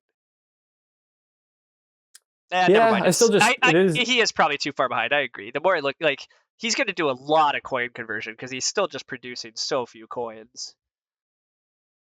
Yeah, he's just got no coin income aside from, I guess he's getting a few from the cult this turn, but yeah, like if he wants to build a sanctuary, then a bunch of trading posts, and you know, like you know, 3 towns are still in play, but it's, you know, that's just your, if you're building trading posts to form your towns and you're having to convert 3 coins every time you build a trading post, well then you know, water one is just making you your money back there, like you're Yeah. just, you know, turning those 3 coins uh, into 3 points again. All right. Well, And I think it's gonna be a little hard for him to catch up on points that way. my bold prediction time then is that Cultist are winning though. Cultist has town locations already achieved. He has pretty good cults. I think cultists where they're at this game and where other people are at should probably not even care about network. So I don't think it's a big deal that he hasn't connected. Um, and he has very clear victory points to me. He has a ship tile. He's building a sanctuary. He has 2 towns. He has cult points. I'll boldly say Astari's winning this game and Deep Finesse second. Yeah, I think I'm there with you. I like, there's, it's still not perfect for cultists, but it's not perfect for anyone. And it feels like you said, like they've got the best chance to score points. Like they've got Earth One still that they can, you know, plop down some dwellings with. They've got great economy. They managed to get an income favor. They're doing really well in the cults. Yeah, I think, you know, I think whatever point, you know, Deep Finesse is going to have on network, for example, right? So Deep Finesse looks to be winning network here, maybe by a mile, right? Like he's just got so much stuff on the board and so much economy. But whatever points that he's going to, you know, have on Astari in network, Astari is going to more than make up for that in cults, I think. All right. So, looping way back to how this season started, Warwick had a dream of an all Canadian final. That really failed except for Barnawal. But so both you and I are saying Team Canada is not winning this thing. We're on that we agree. Uh, yeah, I'm off Team Barnawal. I hate to say. I hope he proves me wrong. I always love to be proven wrong, but All right. unfortunately, yeah. Take that, Team Canada. I especially looking forward to the international clash here. Yeah, it does. It looks like Team Europe might be pulling this season's crown. I guess. Uh, we'll see if Astari is even on Team Europe. I We'll guess see. I We'll don't remember see. if he applied or not. Yeah. So yeah, reminder to everyone to stay tuned after the broadcast. We're gonna do a winners interview and then give you all the you know, who made it to the international clash for all the teams. So I'm really excited for that announcement. I Yeah, mean, yeah, like I want to see who's representing USA. So I think we've got. I I know Deep Finesse applied for Team Asia actually. So he's got yeah. the US flag there, but uh, I don't know if we could count that as a US win if, you know, if he wins this, if he's not That's even repping in the that's international clash. that's a strong point that I forgot about. That's a good. Yeah, that's I don't think we can claim him. He chose to represent Team Asia. So yeah, for international clash, you can use either your citizenship or where you currently reside. I think was the rules. And so yeah, Deep Finesse currently resides in USA, but he has some sort of citizenship or whatever connection to other regions. So Hmm. So one of the things I think is going to be interesting this round too is are we going to see? I think this is going to be the round where we're going to see like Deep Finesse's town plans, right? Like yeah, he's got quite a few spots that he could make a town, right? It obviously he looks like he's he planning for also one in the north, one he does in finally the have really west. good resources too. I mean, look at his resources is great. Astari does open coins, and you were correct that we have a water one rush on as well. So So I think that is a bit of a bummer for Team Astari, honestly. I feel like this, potentially like helps Nomads catch back up, right? Like it would have been the yeah, dream if Astari got both. He picked. I don't think we know yet, like if he picked the right one, right? Like we'll see at the end of the game how many trading posts he ends up building, and if Air One or yeah, Fire Two ends up being a yeah, better pick for him here. But yeah. I agree. I'm like just looking at his resources. Given that he doesn't really have network aspirations, we're basically when you take the coins action, you're getting 3 extra coins because if you just convert the power, you get 4 coins. Instead, you get 7. So, were those 3 extra coins actually worth him missing out on Water One? I suspect not. Often they are, in my opinion, but I don't think this is the game that's the case because I don't see how Astari turns resources into points efficiently enough in his position that that's going to prove worth it. um, do you think there's a chance that he builds both like a sanctuary and a stronghold here? I think he's got enough to do it. He could. I don't know if that's. Like a stronghold is just 12 points for him, so he gets the cultist stronghold ability is to just get 7 points, and then in a stronghold round, like yeah, I don't know if it's good, but uh, it would certainly be a way to get points if that's what you're concerned about. And if you don't have Water 1, you don't really want to build a ton of trading posts. So the Stronghold helps your touting plans without needing to build a bunch of trading posts that don't really score you anything this game. Yeah. Um, Air One is of course a possibility, right? If you just build a sanctuary and plop down a couple trading posts, make sure Air One, Yeah, it gets you the, 6 points. the, It's not bad. yeah, and the other thing that's tricky right now is that there is the trading post tile is open, so somebody's going to get to pass and have that trading post tile for the final round, which a lot of these players have to kind of want. Witches are kind of already out of resources after going. Yeah, I think witches are going to be looking at passing for that. I think, I think they're going to try passing for that trading post tile. That is 7 coins and the action, yeah. coins. Yep, seems pretty good for them. Yeah, it looks like, I mean, witches don't really have a way to get a third town here anymore. Um, so they're just going to be looking to scrape as many points as they can off, the bonus tiles, getting high scoring towns. Uh, it looks like there was this key red hex that got turned gray. This big ugly gray thing you see here now, and that was the cultists' connection hex.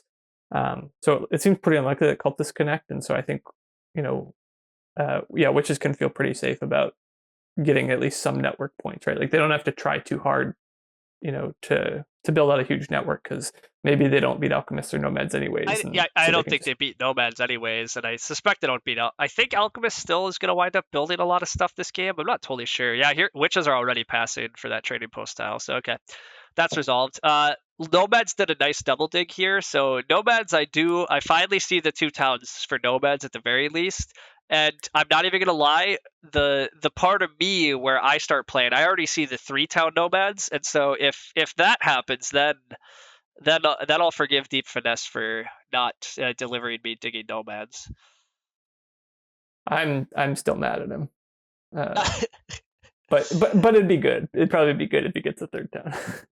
Yeah, so anyhow, for the record, the path to the 3rd town involves building a stronghold, and then you have 2 sandstorms. One town could be up north where he currently has the 2 trading posts of the dwelling. Obviously, one town is in the west where he has a trading post, a dwelling, and a hex.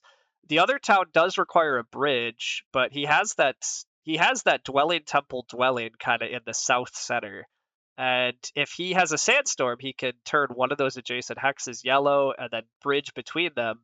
And it looks like he has enough then if he takes fire too that he could make 3 towns. He doesn't quite have enough sandstorms, so I don't know if it's totally going to happen, but I think he'll probably have enough workers to do digging. That's what I mean. I think especially if he takes. I think he can find a way to 3 town. Yeah. I think the biggest problem would be potentially getting bridge blocked. I see, there's a possibility that alchemists would want a bridge. I could see that from them, if they also have like that lone temple hanging out in the center of the map. And if they dig that blue that's next to it and that gray that's just north of it, that could be a town for them there. And cultists do just lock up this bridge. Yeah, cultists did want a bridge. That also makes your stronghold plan look really problematic. I don't see how he can stronghold this round without finishing a town. Yeah. Which maybe he wants to finish a town, but it kind of negates the point of building the stronghold if you're essentially losing 5 points because you're getting 5 points from this round, but now you're losing 5 points from the town round. So it is interesting that nobody's built a town yet. I would not have bet that at the start of the game. Yeah, I mean, it makes sense that everyone's kind of saving up, but at the beginning of the game, I thought everyone was just going to have so many resources, be building so much stuff that it was going to be inevitable that someone accidentally completed a town. Even not accidentally, it's just like cultists building the 2 key town early in like round 3 provides so many resources and so much tempo on closing out cult tracks. A lot of times it's just actually worth it. Like as much as 5 points is good, it is only 5 points. So, scoring a town early isn't losing that much, but it's okay. This looks like it's for people that are me. I like never build towns early. I do save them all for the end, so I can't fault. They knew you were casting and they put on a show. That's good. I can't fault any of them for playing like this by any means, but the stronghold, the alchemist stronghold is down. It's Finally. Yeah, it only takes out round 5, but there it is. He immediately gets the 12 power boost too. We forgot about that, but as soon as you build it, you get 12 power, which is another like pretty useful reason for building it early because it immediately gives you resources back. So yeah, alchemist. I mean, just purely on paper, if you don't consider like what faction it belongs to, like on paper, alchemist stronghold is like the best building in the game, right? It gives you immediately 12 power. It gives you 2 power every time you dig. It gives you 6 coin income. Like it's just absurd. It only costs 4 workers and 6 coins to build. And so I really, like the earlier in the game you can build it, almost always the better. Of course, there's that problem of alchemists need a temple too, so it's hard to figure out when to build it. But well, I like a serious question. All of a sudden, like it's going to be a slight side tangent now, but so because it gives you 12 power immediately, and because he did do at least 5 digs last round, I think, like maybe 6 digs. I think he did 6 digs. I'm not totally sure, but regardless. That means that he passed up something like 22 or 24 power last round by not just building the stronghold that round.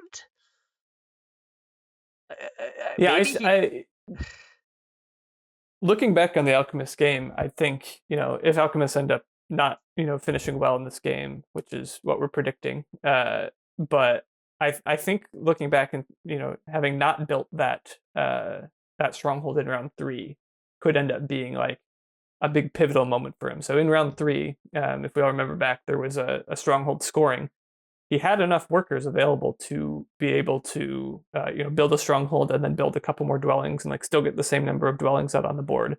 And that would have given him, immediately 12 power. It would have given him, the power for digging in round 4. And he chose to pass up on that in favor of taking a priest action, advancing shipping and securing connection. And so I think that was just like a very pivotal line, right? There was just like 2 massively diverging lines that he could go down. do you either secure connection or do you build your Well, stronghold? And he chose to secure connection. yeah, I the other like kind of interesting point, I guess, to like look at his game is that second temple too. Like he did get quite a bit of resources in terms of priests and workers back out of the second temple, so maybe it's okay, but it does on some level feel like the second temple is part of what prevented him from having resources to build stronghold in round 3. So yeah, I don't know. Ultimately, I agree. Like we said kind of early, I just don't think he got the worker economy going fast enough, and so then yeah, he has not been able to snowball as much as you'd want to as alchemists. And I wonder how much of this game loops around to the fact that there's not that 2 worker pass tile, because that often is what alchemists try to pass on to build the stronghold, because it really provides those extra workers and it provides extra scoring opportunities. So maybe that's hurt him more than we thought too. Yeah, I think it really just comes back to the opening. Honestly, we talked about, yeah, just how slow of an opening it was with Alchemist not getting power, not getting a lot of spades early on, and I think, yeah, that's hindered him throughout the rest of the game. He was never able to get that great snowball going. We do see we see the strongholds did come onto the table from Nomads, but he hasn't used the Sandstorm yet. So he's setting things up correctly for the 3 towns that I'm dreaming that he's gonna make. So I'm team 3 towns from Nomads, because I still would really like that, even though he let me down by not going digging Nomads. Yeah, it seems to like what we're starting to get into now is the potential stalling for the cultists are sitting on a bonus tile that gives you points for shipping, which obviously the alchemists and nomads would both like. So I think it's going to be interesting to see like either how these players choose to stall. Alchemists with their advanced digging can stall their actions pretty easily by spending workers. Or maybe nomads don't even want to stall, right? Like, do nomads want to stall and try to end up on that tile, or do they just want to say, screw it, like I want to secure a bridge for next round to make sure I get my 3rd town? Yeah, I don't have an easy answer on that front, obviously. So Um, I mean, to be fair, the 3 town plan for Nomads is still just that slight bit of trickiness, since it probably does require like double digging that gray in the north. Um, but we'll see what happens. Yep. So yeah, I think yeah, the big thing here is going to be if nomads or alchemists should be able to stall out cultists and get their tile, which is going to be good for them. That'll be 9 points for them in the last round. Um, but I think we see things taking shape here in terms of, yeah, like, it does look like I do think nomads are going to be able to get this 3rd town. It does look likely. Um, and it does seem very likely for cultists to be able to get these 2 towns really easily and take some probably cult towns, right? Do really well in cults. Witches are going to be able to get their 2 towns easily. I expect witches to take some really high scoring towns because I don't think they can. I don't think getting more economy is going to be good for them, right? They just want the most points they can get. You're making great points, but boo to Team Canada. Undoes. Boo. I mean, whatever, it's fine. But Barnawall's undoing for conversions, but it just always looks so ugly. Yeah, I don't know if they could have chosen a worse animation for showing you that an undo has happened. Like, it's like someone just threw the board up in the air. Correct. Anyhow, I agree with you that witches don't really seem like they're going to benefit much from resources. They connect on 1 ship. They do have Earth 1, Water 1, so I guess like on that level they want to build a bunch, but I don't really think they're contesting network that hard, although Alchemist network's not incredible, so maybe they should fight for 2nd on network. I think Nomads have 1st in network just like locked up, but Yeah. I think witches are just opening though with the coins action, so I agree. I think they're gonna have enough stuff to just kind of build their towns, take high VP towns, and probably end the game at a respectable but just not enough victory points. Just got bid too much. Yes, the 3 towns! Go deep finesse, It's go! happening.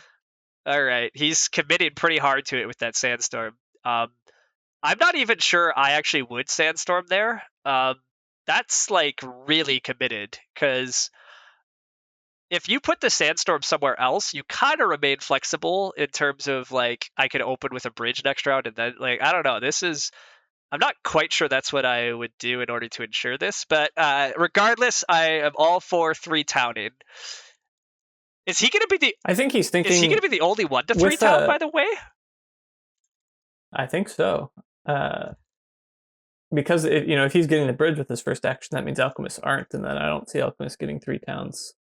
Well, I mean, no, because nomads can just sandstorm over in the west and block out any alchemist's dreams of a third town. So, yeah, in a town round 6 where we had all these grand dreams of players just everyone's forming 4 towns, and there's just points galore.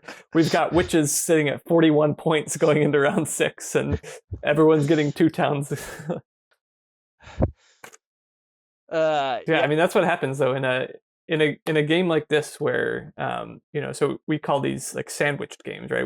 If you ever hear us refer to the word sandwich, it means the like looking at the color wheel, right? You have the brown has both yellow and black hexes that they want to build on easily, but both yellow and black are in the game, so we say cultists are sandwiched. And in any sandwich games like this, I think things just always turn really ugly, right? You've got exactly this going on where players need to get desperate and do weird digs for their hexes, and Yeah. spade actions are really contested, and things just get ugly. Yeah. There's a lot of problems when there's not problems, but yes, it basically correct. Like everybody wants the brown hexes. The cultists want the brown hexes. Alchemists and nomads want brown hexes, and so there's just a lot of fighting, and it's hard for everybody to get enough cheap, good territory.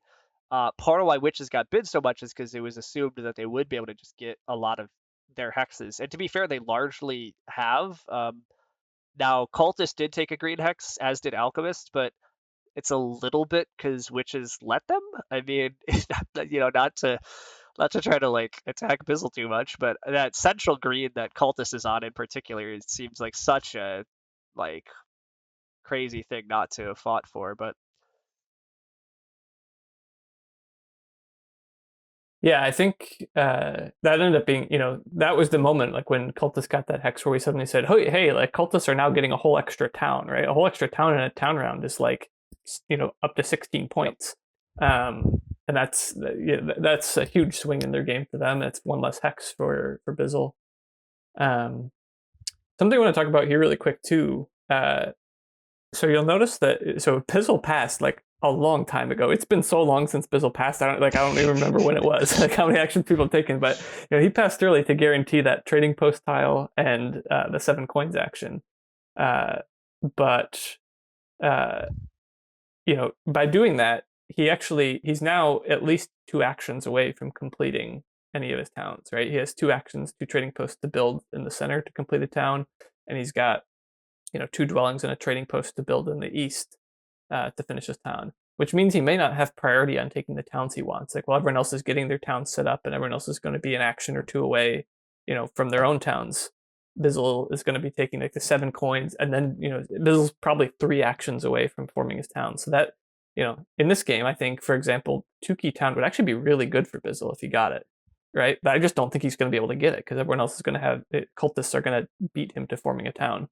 That could end up being a little bit of a slightly suboptimal thing to happen. Is he passed so dang early to make sure he got the thing that he wanted, but it might actually cost him some points in other ways. Yeah, this is a good just kind of general point. When you have late town rounds and everybody's delaying their towns, there's going to be like a big fight for the best towns now that like really score points and stuff, and they're going to disappear really fast. And so I've definitely made this point before when I play like big town games, like having your town set up so that you can score them really fast has a lot of utility as well. And so a lot of these players are not actually set up to score towns very quickly, and that is going to lead to the players probably trying to rush to complete some towns so that they can secure like good high VP towns.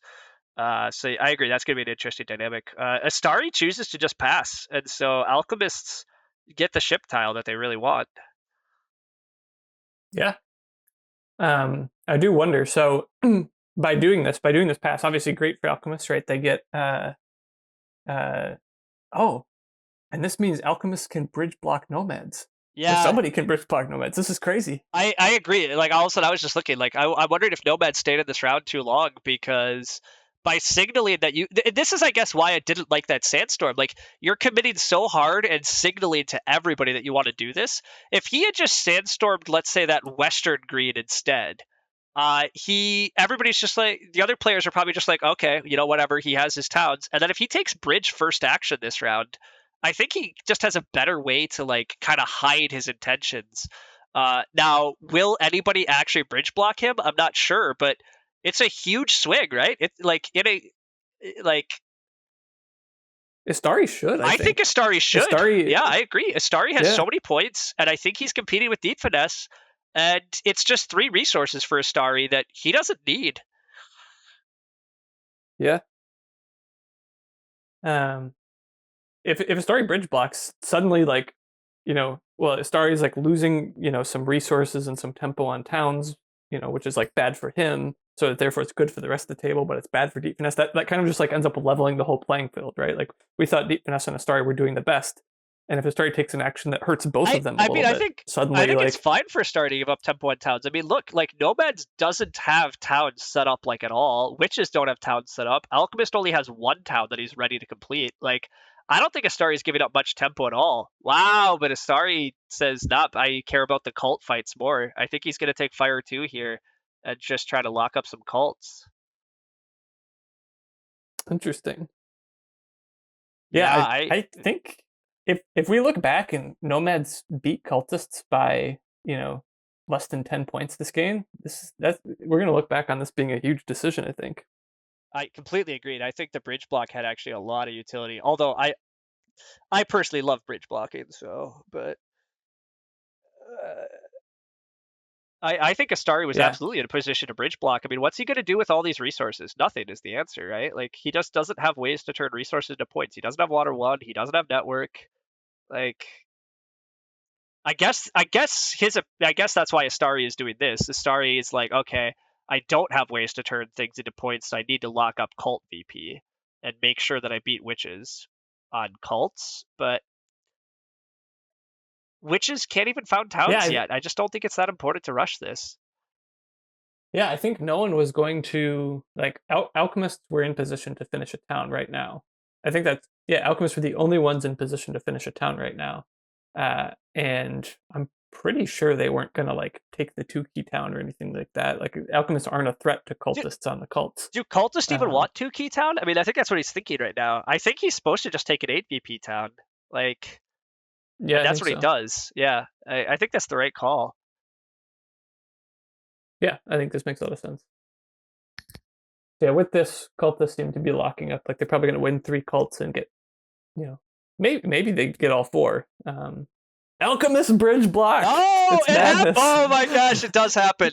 I mean, I think it makes some sense for Barnawall to do it too. Barnawall has outside shots at 3 towning now too. Like it's not purely just a block, right? I mean, Yeah, uh, like that is potentially territory Barnawall is going to use to make a town himself. So because he had there was a lot of ways nomads could cut him off with their stronghold. If in the west there, if he didn't have that bridge. So yeah, I think that's really interesting. Is it makes it less enticing for nomads to try to cut him off because he now has 2 different ways that he can expand his town. yeah, that's what I was gonna say. Like, I actually don't even think this is like a pure block. I think this is alchemists still are really trying to get 3 towns themselves. Um, although I don't know. Well, maybe Alchemist does have enough, right? Like all those priests for Alchemist are just workers. Like he doesn't need to send them to cults. So 13 workers gives Alchemist quite a lot of chances here. So I mean, this is a big blow. This is like Deep Finesse. Deep Finesse, I think we have to say, has made some errors this game. Like that Sandstorm last round is just in the wrong spot now because if he was going to get bridge blocked, he really wants that Sandstorm somewhere else. Yeah, he's got plenty of workers now to still deal with it. But I agree that Well, but I think he's still like it's very I inefficient. I think he might still need Fire 2 now, right? Like if he had just put his Sandstorm somewhere else, I think he also had ways to go without Fire 2 that he doesn't have anymore. He Yeah, that's committed true. really hard to this southern town and then didn't pass early enough to make sure that he could bridge. Yeah, he actually. I'm looking back at the log of his plays. He did some conversions to barely form a trading post. Um, like that was his final action they did, was like building a Instead of trading post passing. Yeah. instead of passing. And the trading post is nice, right? Like it was the Nomad's third trading post, which gives them a little extra coin income. Um, but yeah, it's looking very costly now, that pass. Or that Yeah. that not passing. Not passing / choosing to set up the towns this way, because that trading post is just in the wrong spot otherwise is the other argument. Well, I guess it's in the right spot to 3 town, but like oof, just a big shift there.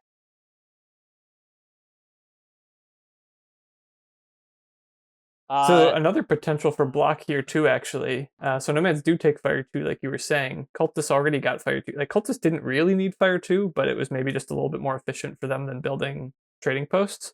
There is a world where, you know, if alchemists don't secure fire two soon, maybe witches could block them on fire two, like I I just was for the hell of I was it. just noticing that too. I mean, the problem is witches have water 1, and witches just really don't want to build fire 2, especially with the trading post pass tile. Like, I don't actually think there's any threat on fire 2. I don't think there's any world where witches should actually do that, but who Yeah, yeah, knows? I agree that makes sense, but I mean, Bizzle's known as a bit of a kind of blocking aggressive player. If he thinks Alchemist is the reason he's not getting 3 towns, maybe he's like, I'm kind of losing anyhow. I'm gonna kick you, and we're still gonna just get wild nonsense. I don't know. Um, I think that's unlikely, but yeah. Astari goes and gets another Um, town here, and he just takes the 11 pointer. I think that's really smart. He needs a lot of victory points. I think his end game here is just advance dig twice and yeah. try to close out another cult or something. Like, Okay, Astari can still connect. I just want to point this out too, in case it happens. That he's got, so Astari has 3 dwellings left on his board. He's already got 3 shipping, and they're like, there is this crazy path where he can like dig this blue in the center and then build on this brown and dig another blue. Like I don't know if he has enough resources for it, but like theoretically, it's possible. He's got so many workers. well, more importantly, there's just this gray in the center that I don't think witches actually want. So if Astari Oh yeah, yeah. No one's built on if that yet. Astari just upgrades dig twice quietly and then just takes that, does he actually get network points? I mean, I don't really think Astari's getting network points. I think he still has too much on his board, but I agree. Like, that's also a fun little outside, like, who really knows exactly what's happening in this game? I mean, Cultist being at 102 points though is just very good in a game where nobody else is scoring that well. I mean, I get that there's a lot of towns coming in and those are still points, but I don't know. Yeah, and I mean, so witches also just don't have a lot of stuff down, and they don't have many green hexes left, right? They've got the 3 obvious green hexes they can build on, and after that, like, where do they go? So I think if Astari can connect, like, there's a pretty good chance he can steal 3 or 6 points on network, which not bad, right? Like, Yeah. that's a Well, that's a way to score. and like I say, if he's advancing dig twice, that takes him up to 114, and then if we give him 1 or 2 dwellings, he's at 116 to 118. He has at least 2 cult wins, and then like at least 2 seconds. So that's 24 cult points. I mean, that brings us again, too much math, but I mean that brings him up to at least over 140. And then if he gets a little network, he's at 150. None of these players have a 150 game in them, right? Like, none of them are close to that. Yeah, and yeah, for all I talked about how good Deep Finesse's game was going, if he got that third town, like he's only got 67 points. He doesn't have Earth One, so placing these last few dwellings aren't going to give him points. He's got Water One, which is fine. He's still got 2 towns to form, but yeah, Deep Finesse just feels like he's going to be quite a bit behind, even with you know a network I'm win. I'm not sure Deep Finesse is even second anymore. Like, to be honest, like to me, Deep Finesse has 2 towns coming in. That seems just very clear. But he gets 2 towns in a town round, takes decent VP towns, advances ship once. He's at 100 points. He wins network. He's at like 120, and then he dribbles in some cults like 130. Like good, Yeah, but I guess 130 is probably enough to beat witches or alchemists. But yeah. So to recap for everyone who's maybe joining us for the end here, so like what we're doing, what we're talking about here is at the end of Terra Mystica, and you're going to see it like happen at the end. There's going to be this big climactic, the tallying of the points, the great tallying. So all the points that you see every player is having now, they're still going to be accumulating some more through the end of the round as they finish their towns and place more structures and stuff.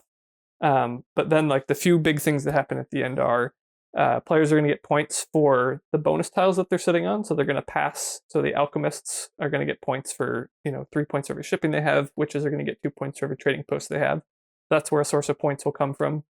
The cults. So the cult treks that you see, the winners of each get 8 points. Second place gets 4, and third place gets 2 points. So that's where a bunch of endgame points are going to come in. And then whoever has the most connected structures, so connected via shipping, whoever has the most connected buildings are going to get 18 points, and then second place gets 12, and third place gets 6. And then on top of that, at the very end, if you have any leftover resources, everyone except Alchemist converts 3 resources to 1 point, and Alchemist will convert 2 resources to 1 point. So all that being said, like that's kind of this we're trying to not do too much math and just let the players play out their game, but that's the kind of things that we're thinking about is like these are all the sources of points that players are going to come from that they've been investing into over the course of the game. Yeah, and it is very calculable, and then I have a bad habit of basically doing it, especially in games I'm playing, but we admittedly don't really need to do it here, but I'm doing those really kind of loose top of the head ones real fast I kind of was just doing to get a sense for where people are at. And I mean, maybe I'm ruining the climax here, but I don't see anybody catching Astari. I think Astari has 150 plus, and I don't think anybody else can reach that. But I also am I think fallible, so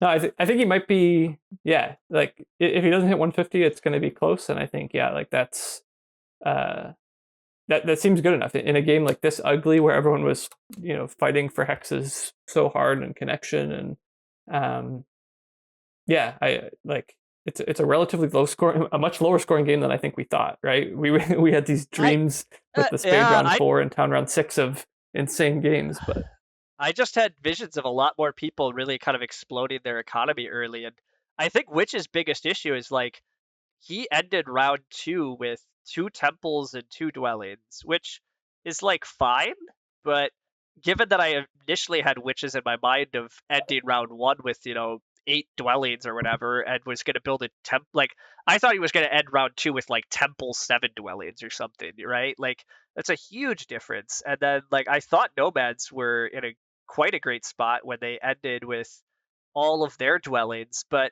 then they didn't get to abuse digs. They didn't hit 3 towns. They did have to give up Earth 1. There's not that many pass points in the game, and so it's just they haven't been able to convert that like really cool economic start into a lot of points. Nomads is, to be fair, going to win network, but the network fight is also, that's what I mean, just like way more tame than I thought. Like Alchemist is just walking to second place without having to stretch at all. Yeah.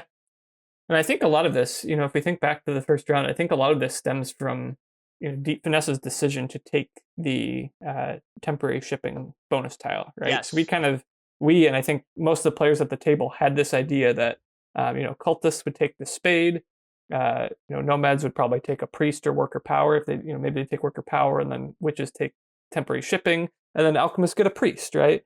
And suddenly, like, everyone's pretty happy, right? Like, alchemists get a priest so they can get their shipping and get a bunch of dwellings out. Witches get temp shipping, so they do a dwelling rush. Nomads maybe get the double dig and can, just do a pretty normal, like, temple, couple dwellings start. So we just kind of had this vision for everyone was going to get what they wanted. But Deep Finesse making that one decision differently and taking temporary shipping kind of meant that he got, like, maybe not exactly what everyone expected, but still a thing that was great and that he wanted. And then everyone else kind of suffered. because of that. And I think that just had ripple effects throughout the whole rest of the game. Completely agreed. And I mean, Deep Finesse's opening was absolutely awesome. Like, I think it's really good. Again, not to try to like pick on, like, these guys are really strong players, all of them, but it still feels like Deep Finesse maybe was making slightly, I'm not totally sure he's navigated how to leverage that opening to exactly where it should have been, but I guess I don't know that, but Yeah, I think, I really wish we could just like, I really wish that Board Game Arena had a function where you could just like go back and replay a game from a certain state. yeah. Like, because I'd just love to see like what Deep Finesse could do. Like, if you just advanced digs, like, The advanced dig, I'm sure I he think, thought about it, right? It was like, yeah. he had a lot of research. I'm sure he thought about it, but it just would be cool to see what he could do with that. I agree. I'm really curious where an advanced dig line would go. I think the second temple in round 2 is actually pretty questionable if you're not going to go advanced digging. It's so much, like, I mean, look at how many priests he's produced this game that he's gotten very little utility out of. Like, he's gotten a little cult rewards, but not much cult VP, not much cult rewards, and he never did advanced dig or advanced ship. I thought the second temple was a pretty clear indication he planned to like try to leverage some sort of upgrades, and he needed the priests. That's where the sequence breaks down for me. I think if he doesn't second temple in round 2, and maybe he builds a stronghold in round 3 instead, then he does, I think, just hit 3 towns that much easier, and who knows what else. But too much what ifs from me, and not enough what's actually happening in this game. So a big thing that we did miss was Astari did take Air 3. So he locked up Air Cult, which seems like he's probably going to be getting, max points on the cults at this point. Nomads might have enough stuff to try to take Water 3 and beat him on Water, but I don't know, it seems like Astari could do something about that. I think Astari did also advance dig once already, and I think he's pretty clearly advancing dig again.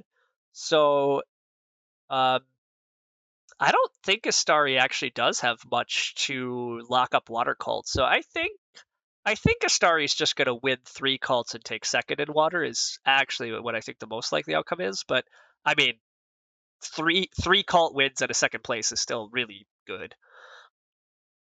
Do you think, especially without the 2 key towns? Thinking about what Astari should do, so you said you think he is going to advance digging here. Do you think he should do that?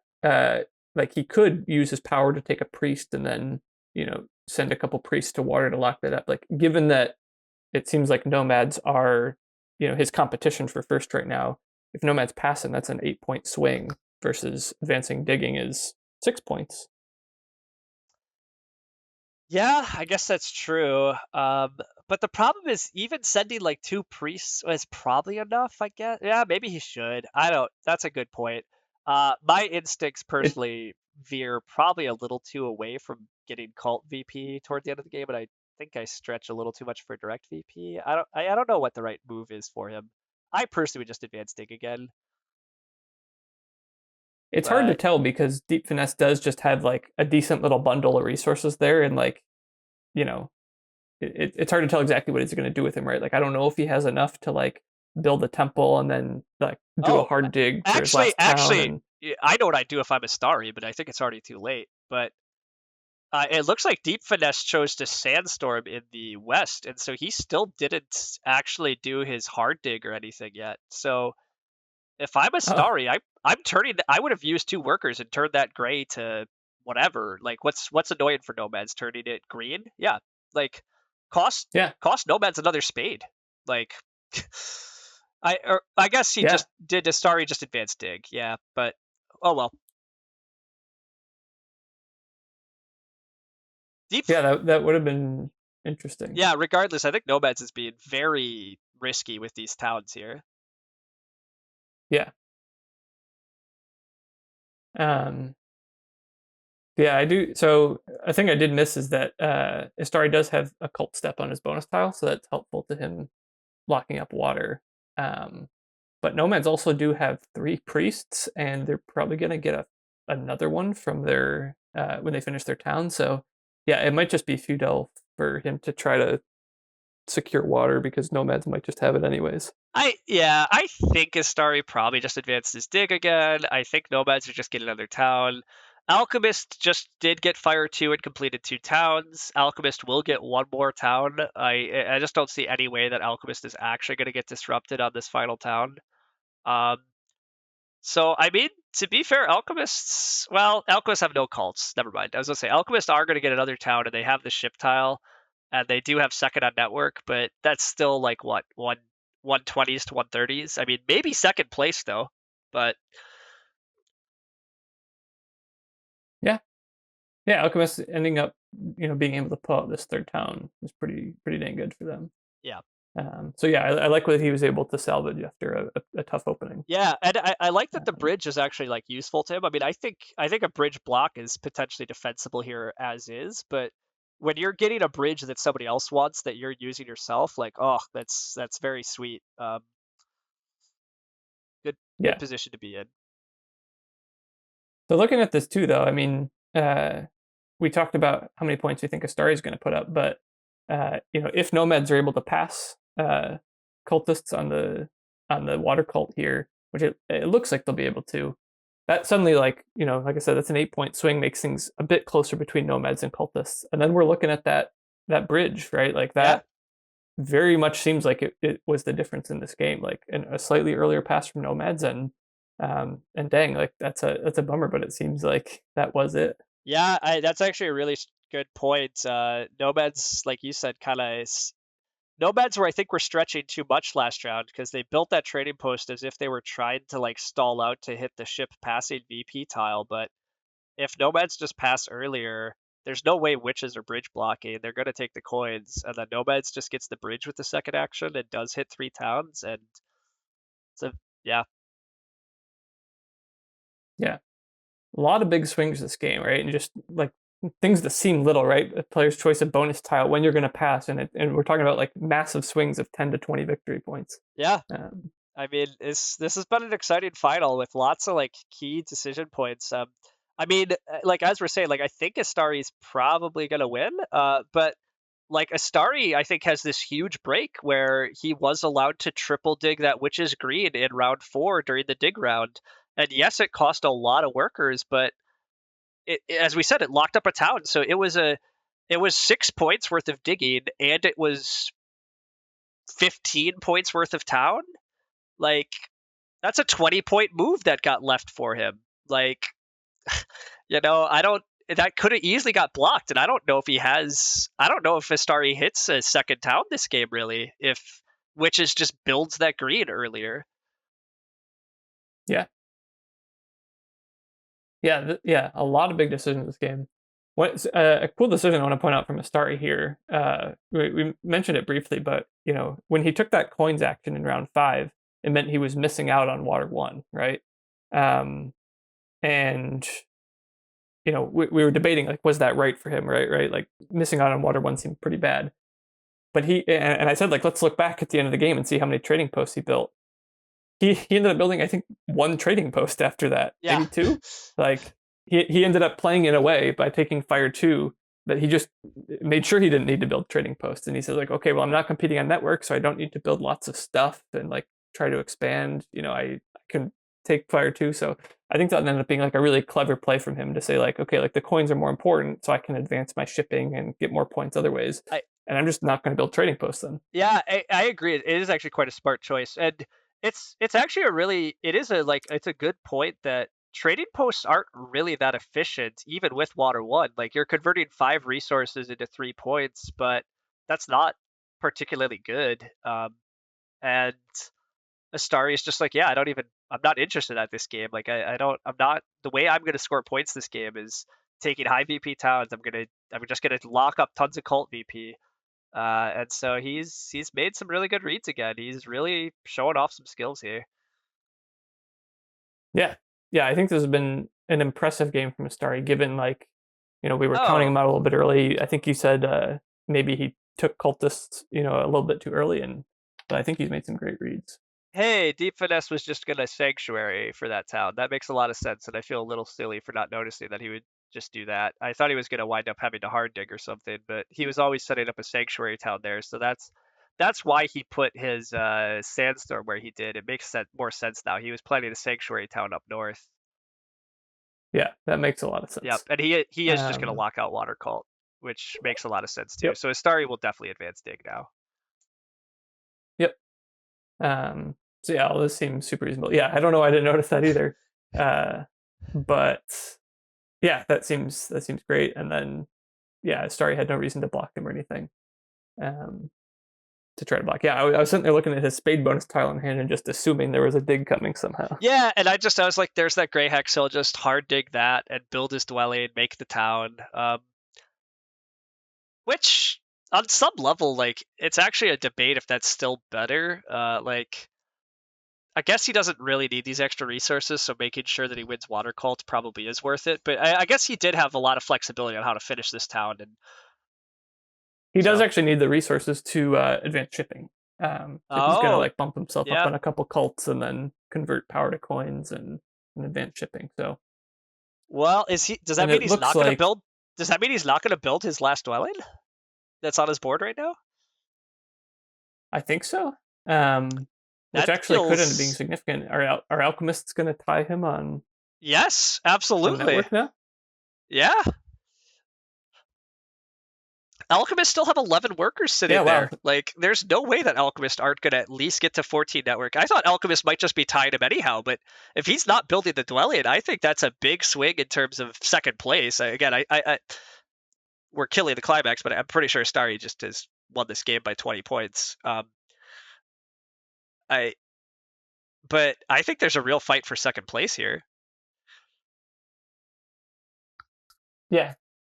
I'm not convinced the story is winning by 20, just because I mean, with him getting passed on the cult there, like Deep Finesse does have some good cult presence. He's going to do really well on network, so um, I still think, and they're relatively close in points now, um, but yeah, but that I mean that is a great uh, that's great for a story to just make him feel a little more comfortable if alchemists are able to steal 3 or 6 network points away from nomads.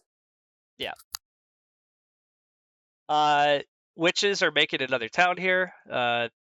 They really don't need resources, but this is that awkward point in the game where there's no high VP towns left, so he does just settle for a coin town as, hey, this is the most resources, and now I advance dig with it, maybe? I don't know. Like, he doesn't need the resources really, but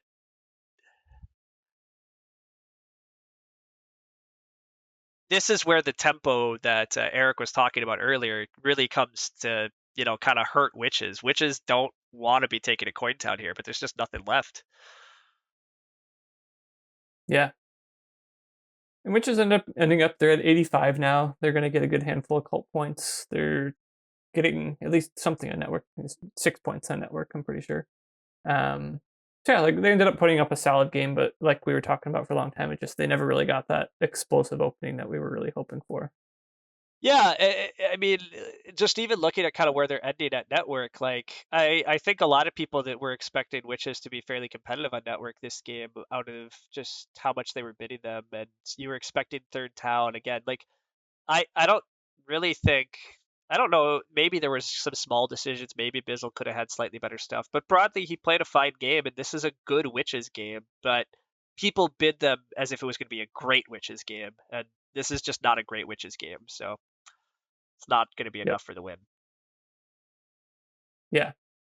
Um, and yeah, and then everyone else like was able to just kind of claw from a much higher starting spot, right? Like cultist starting 21 points up on witches turns out was just enough to like Yeah, and doing well in the cults. and this is where I think I said like sandwich cultists do surprisingly well. I think it's a little bit when you're sandwich cultist, you tend to have lots of neighbors. Like he has great neighbors this game, so all of his builds he's getting lots of accepts. He winds up having a great cult game. He winds up just even though he took Earth 1, I mean, he built enough dwellings and he got some points out of that. He managed the pass tiles well. He took high VP towns. He hit the track, quite well. And yeah, you just earned victory points those ways. And the other players, they did a lot of things. They built more stuff, but they just didn't figure out how to build it in ways that efficiently made points. And in a game that ends up being like very ugly, right? Like I've used that word a couple times, I think, to just talk about this game, like just very ugly in terms of people like really scrounging for hexes and spots and connection. Oftentimes, the player that just starts with the most victory points, like can just win that, right? If everyone else is Yeah. playing these ugly games where they're not able to get a lot of points and play like as efficiently as they'd like to, like you starting 5, 10, 20 points up on someone else is like that becomes like exponentially better, like the more ugly the game gets. Yeah. Um, so yeah, so I mean, there's still some game left to be played here, but as we're wrapping up, it's looking like like we said, Astari's got this one, I think. So I just want to like go back and highlight. We were talking about going in that one of the storylines was going to be like Istari is like a 2-player specialist who has not played a lot of games recently, has barely played any 4-player games over his Terra Mystica career. Like, could he keep up, at this like elite table? And so I just want to point out, like Istari's run through this tournament. So in the first round of the tournament, he went through the qualifiers. I don't remember who he beat in the qualifiers, but he qualified to get into this tournament. Right, he did not have like an invite from last season. Qualifies to get in this tournament. He beats in the first round Ryan the Man, Zorus and Mike Chike. Like Zorus and Mike Chike, who have both held like top 10 or 20 positions on the leaderboard, the ELO leaderboard for a long time. So just runs through them with a great game. He actually scored 142 points and then scored exactly 142 points in his next game. So man, I'm hoping he puts up exactly 142 here. It's going to be close. But so in his next game, he beat Barnawal in his last game, and Claybo, who's been at the top of the arena and ELO leaderboards for a long time. Barnawell, who's like newly up there and competing in the finals, and Green Rain, who's a Snellman legend, right? Yeah, absolutely. And then this finals game, right, where all these other players have also run through a gauntlet, and then he runs through this gauntlet again. Yeah. Bizzle, like we said, who's been an elite player, like if Astari has any doubters of Astari, like he's absolutely just silenced them here. Yeah, this is a strong point. You said you weren't sure who he beat in qualifiers. So the only game that he lost thus far this season was in qualifiers. He lost to Deep Finesse in a 5-player game in qualifiers during the first qualifying session. So that's the only player he lost to, and then he went through qualifiers the next chance and won in qualifying. And so yeah, his only stumbling block was Deep Finesse, and this game looks like he's gonna have overcome that problem. And yeah, the Mystery Man looks like he's really proven himself this season. Yeah, we see, he's not on camera. He's there in all that snow gear in his picture. Like, who is he? Like, who's the man behind Astari? I do not know, but yeah. Astari builds a trading post, which is really confusing. Is he? That's very confusing because he doesn't have Water 1. Oh, he does have Water 1? He does have Air 1. He doesn't He have has Air 1. Oh, he has Air 1. Okay. So that ended up being 5 resources to 2 points for Air 1. Not the greatest conversion I've ever seen, but yeah, when you have fully advanced digging and you have free dwellings, don't you just build a dwelling? Like, I guess he literally doesn't have any 1-dig hexes left, so maybe 5 resources for 2 points was his most efficient option. Wow. Yeah. Okay. And yeah, it looks like Witches were going to pass him on network no matter what. So yeah, yeah. At the very least, it's not a loss of points. It seems like so. Yeah, so he is going to. I mean, well, after passing, he's definitely going to have. It probably is a gain of points. It's actually quite clever because Witches is likely to build that free dwelling still, and so he will get 1 more power for free, which will get him another resource point. So building the trading post is correct. Yeah. Why do I doubt the man? We just were talking up how he's this great player, and then all of a sudden I'm like, oh, why did he do that? Yeah, foolish me. Yeah, looking at their totals, like I mean, before final scoring, he's already going to have, it looks like, a 15-point lead at least on everyone. Yeah. I So guess Barnwall are you forming another town is probably going to catch up. are you back to like he's 20 points ahead of the table with me, or no? You're still not sure about that. I might be. Okay. So Barnwall's still got a bunch of stuff to do, and I'm really curious to see how many points that's going to result in. Right? He's just got. Yeah. Everyone else is almost done, and Barnwall has 15 actions to do. I think. He has 12 workers technically, right? I agree. It's insane. Like he's just, and he's slow playing it. He chose to dig this blue up here. It's not even build on it. He's just like, yeah, okay, none of you guys actually have resources to mess with me. I'm just gonna go super slow, continue to see what you guys do. Like it's definitely fun, but yeah, it's crazy. I'm actually curious if Barnwell just, I think, reflexively took 2 worker towns, which is normally probably the right play, but I'm curious if he was supposed to take a coin town. He's doing so many coin conversions, and I don't think he needs this many workers, so it might have been a small error there on town selection earlier, but... Yeah. Yeah, I agree, because now there's no really great towns left, and he's probably just going to end up taking a coin town afterwards, but he's going to have done a few too many coin conversions. Which is fine, because I think he really does want to contest network with nomads. So, I mean, I think the coin town, the more I look at it, it's still going to be fine, even if it's coming a little late, because I think he'll still want to build trading posts and dwellings. Because I think he is going to wind up just beating nomads on network. I think Deep Finesse choosing to not build that extra dwelling is actually, sorry, that's what this stalling is for. That Barnwell is being really smart. He doesn't want to build next to nomads, because if he gives nomads too much power, nomads can advance ship and still build the dwelling. So I think he's being careful to make sure that nomads can't do that. Yep. So nomads have 2 more actions, right? Their next action is going to be throw a priest to a cult, and then their final action is going to be advancing shipping. And so Barnwell's just trying to outlast them there. I do wonder, is there a chance that taking the 2 key town is good for Barnwell? He does, there is some, there's some close cult races going on here where if he takes the 2 key town and has some leftover priests, maybe he can get a good handful of points that way. Maybe. It's occasionally correct for alchemists late in the game, yeah. It comes with enough power and enough cult steps that sometimes can be worth it, but just looking at where he's at on the cults, I think the answer is no. It doesn't look like it's going to provide him enough shifts to actually be worth it compared to a coin town, but it's not a wild thing to ask. Barnwell is being fancy and taking another priest action there to just really stall out.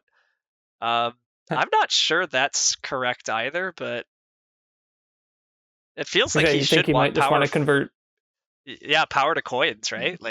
But meh. Yeah. But I mean, maybe by doing this stalling, right, he's forcing himself to not have to build another structure, so he's not actually going to need those coins. And with all these priests, certainly he can do something on cults, right? If he takes the 2 key town, he's gaining on nomads on fire, gaining points on witches and water and earth. Well, and can he just win? Could he win earth right here? I don't think I'm crazy for pointing this out, that he could just send 5 priests to earth and win earth. And with 2 Keton, yeah, actually he could. I think the bigger issues, I think a lot of those priests are still just workers in disguise. Because so to me, I would fight network here. I would think winning network's most important, which means he needs to build 3 trading posts and 3 dwellings, which also means he needs 3 digs. So he does actually need 12 workers to achieve all that, which he doesn't have. So I'm guessing he's doing nothing on the cults. I think these are all workers. Okay, that's fair. But it would be cool if he sent 5 priests to Earth. Look, we chastise Deep Finesse for not going digging nomads, and I will now chastise Barnwell if he doesn't steal Earth Cult. I don't care that it's not right. I just want to. I agree. I want to see him take a 2 key town and send 5 priests to Earth. Oh, what a legend! Do cool stuff. Entertain us. Yeah. Yes. Exactly. Who cares if this is the finals? Who cares if you get 2nd place? Go down in the history books as the man that stole Earth Cult in the finals for no real good reason. He's not. So real quick, I just want to remind everyone as we're wrapping up this game as we wait for Barnawal to take his next 12 actions. So after this, we're gonna like stay around, like do another quick recap of the game. Then we're gonna get Astari on. I think we can say Astari. We're gonna get a winner's interview at least, and then stick around after that though for the announcement of the international clash participants. So yeah, so a reminder, like the International Clash is this tournament that Fire 2 Tournaments has put together.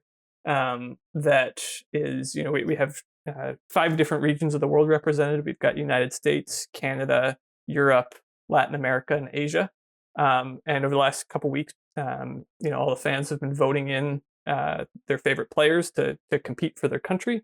And so we're going to be announcing like who is competing for their country in that afterwards. So definitely stick around for that. Yep, all of that's really good. I definitely am intrigued to see what the rosters are like and get hyped for the next round of tournaments and games and stuff from this awesome Fire 2 tournaments. Yeah. And again, reminder, we talked about this at the beginning of the stream, but big thanks to Fire 2 Tournaments for putting this on. So on this Twitch page and in the YouTube comments, there's some different ways that you can help support Fire 2 Tournaments with Patreon, Twitch subscriptions, PayPal donations. So definitely check that out if you get the chance. Yeah. So one of the things I think did go so well for Astari here too, just kind of breaking it down, like I'm trying to look at where all the leech went this game, and it does look like probably we're going to see Astari likely, I think, had the best / most leech. That center Brown in this matchup is so good. He got so much early from that. He got plenty of leech in the east as witches built around him.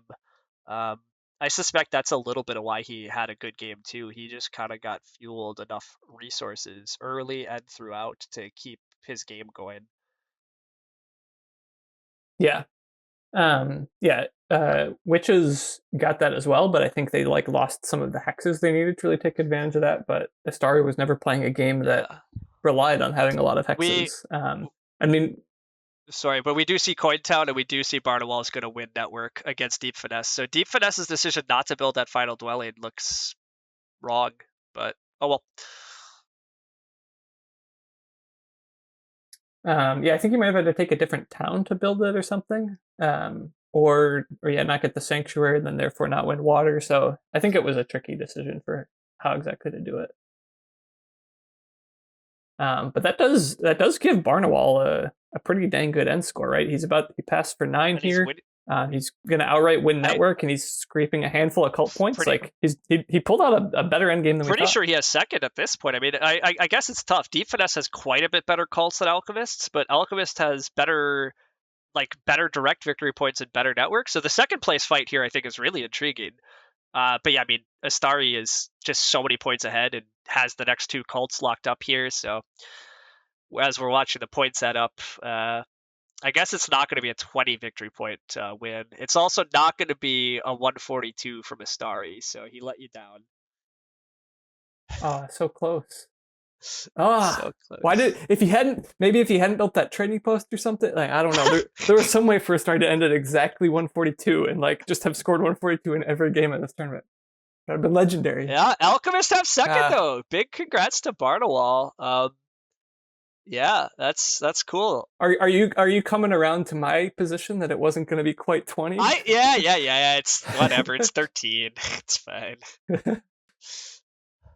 Yeah, an awesome game by Alchemist. Like, we were talking earlier about like how just screwed it seemed Alchemists were when they couldn't get spades, when they got like I think literally 0. No, they ended up getting 2 power in the first round, but they just got so little power.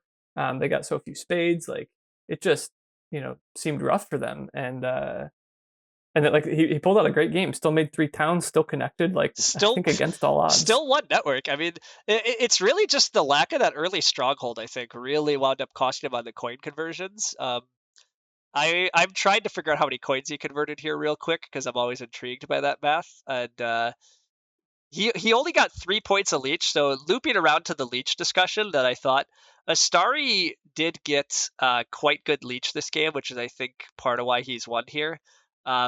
he got the most power from structures, and I think he definitely got the most early power, so I think that mattered a lot. Barnawall got very little leech here as Alchemist. I think that did hurt him a good amount this game. And then finally, just the pass scoring this game was really rough for everybody.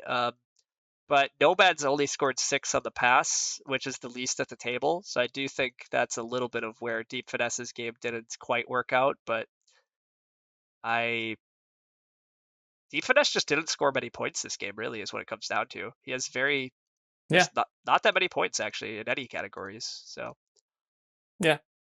We talked about in round 1, Astari had that decision to take Earth 1, and we were like, I know we questioned it a little bit, and it seems like it turned out to be right. He did build quite a few dwellings. Like he got more expansion than we thought he would, and like denying that Earth 1 to a strong Nomad's opponent is always a consideration too. So I feel like Astari like did a really good job this game at kind of like taking advantage of the things that came his way, right? Yep. Like he definitely had some things go wrong, but he had some things go right. Like he had witches leaving that hex open for him.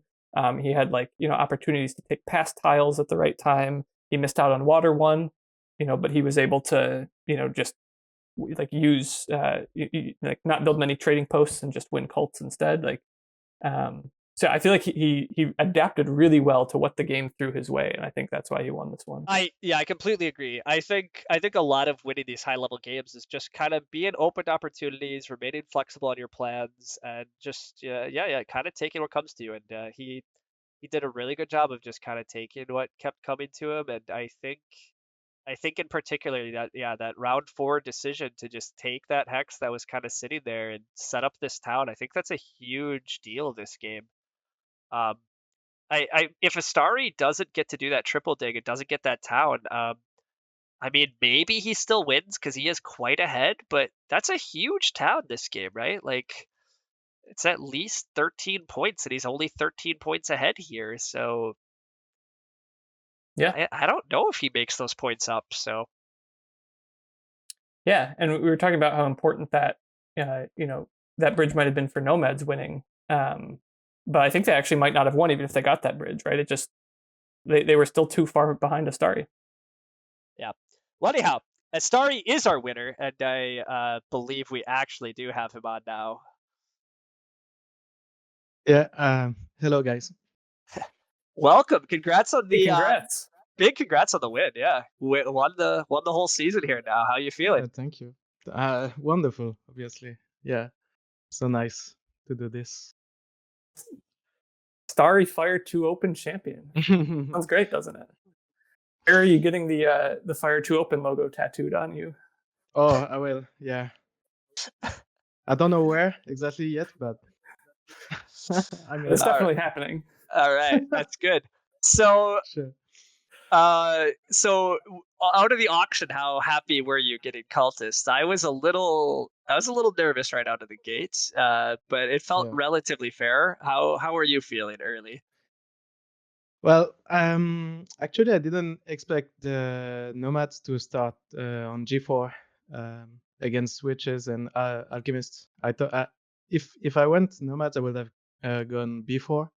So, like watching Deep Finesse, but his second building there, I wasn't feeling so great at this moment, because even if he's not building there, he's still like blocking my expansion to the south.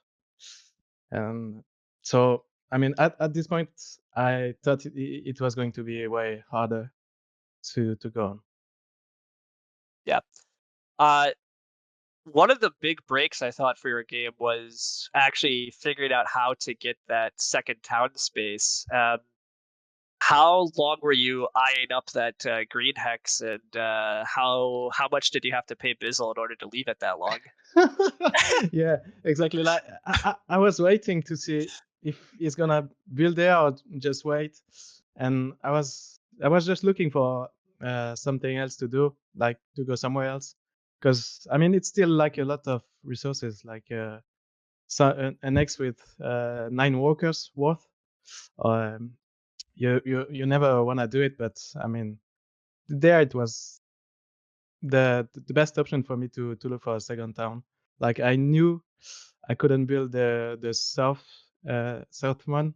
Like it was going to be way more expensive than this. So, and in the end, I liked it because it made me do a very um, early pass this round. Like I did only 3 actions, and I could go for the coin for the next round and a nice bonus.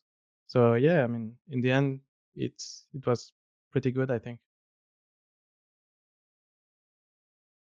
Yeah, were there any other decisions like that you wanted to highlight you made throughout the game? I feel like we were talking about that you made some just like cool decisions that like kind of took advantage of the moment. One of the ones I noticed too is like in the first round you chose to upgrade not in the center like we expected, and I think a lot of people at the table expected, but you chose to not give Alchemist Leech, which ended up being important, I think, because you Alchemists were second place in the end. So like, how are there any cool decisions like that you wanted to highlight? Yeah, but thank you. I I think that was good too, because well, I knew I couldn't get the 2 spade in the first round. Like it was pretty obvious the nomads would go for this, and I didn't want to give witches a better and alchemist a better run one. So yeah, I went for the east. I mean, I knew I would go for a temple and 2 dwellings at this point. So just getting 4 more uh, lich will then give me anything else for the run one. So yeah, that's it. So yeah, so one thing that did nearly happen to kind of throw you off a bit was I suspect you weren't, or I suspect you didn't foresee nomads declining your leech and failing to get to step 4 on fire. So what I'm assuming that trading post at the end was not really planned, but it was your way to make sure to get up the fire track. Yeah, exactly. Like if I got the lich for the fire, uh, yeah, most likely I wouldn't have gone for the TP this round and just do the temple the same in the round 2. Yeah, I think Yeah, that was the thing that I pointed out, but I want to call it out again. Like I think you did an awesome job, like adapting to what the game threw at you. Like when nomads decline your leech, yeah, build a trading post and get that step another way. When witches leave that hex open, sweet, snag a second town for a ton of victory points. Like I feel like this was a game where everyone did a lot of unexpected things and there was a lot of messing and blocking with each other, and you navigated that so well. So like huge props for that. Well, thank you. Yeah, but yeah, I mean it's always the case with sandwich faction, and so yeah, it goes for pretty messy games. So you have to adapt like the best you can. Yeah, absolutely. I agree. Big congrats. You navigated some tricky points, and like Eric said, I agree. I broadly think you took just the best moves the table kept giving you, and I think that's a lot of why you're the champion here. I tried. I tried the most. Yeah. I got one more question because I think all of us are curious now, right? So we were looking at your game history, and you've played like 2 games of Terra Mystica in the last month and a half or so, right? We know you're infamous for playing mostly 2-player games in the past. Like, what's the future of your Terra Mystica career? Like, are you going to join in on the arena season? Like, you're going to start playing more? Like when do we get to see Astari in action? I don't really know. Like I played a bit more last year, but I mean, I guess I got pretty burnt out, and so this season I was only looking for the tournament and then just not like play 100 of games in like 2 months period, I guess. So I'm just taking a small break and then I might come back for the arena. All right, I So love I'm that. excited. Yeah. I'm excited to see you and play against you. Yeah. I mean, I don't know if we played already. Maybe me, but I'd have to check the match history, I guess. I don't know, but either way, I mean, it's exciting. It'll be exciting to see you Yeah. to come play more games because, yeah, I mean, you showed us all here you're the best in the world right now. I don't know. It's like an only three matches sample, so yeah, anything can happen. Hey, you're the champion. Well, thank you. Yeah. So big thanks to Astari, and congrats on winning the Fire 2 Open. Yeah, you're Fire 2 Open champion Astari. So yeah, huge thanks for joining us. And yeah, we'll see you later. Thank you guys for the production. Thanks. And everything.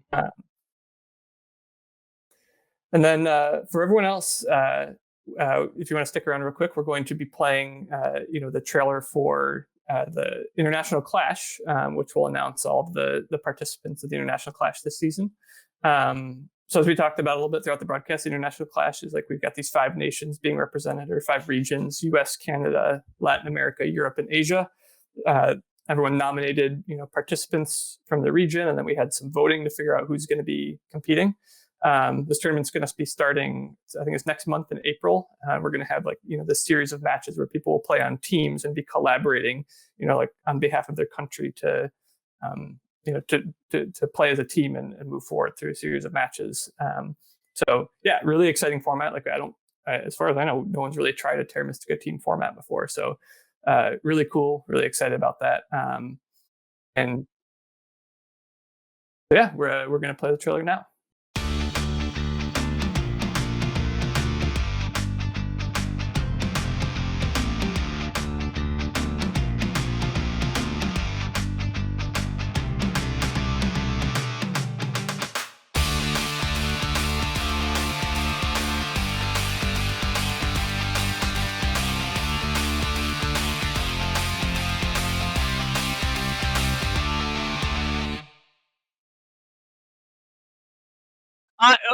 All right. So anyhow, that was an exciting trailer. I'm a lot of really strong teams, a lot of really strong regions. I'm excited to be repping Team USA with you, Eric.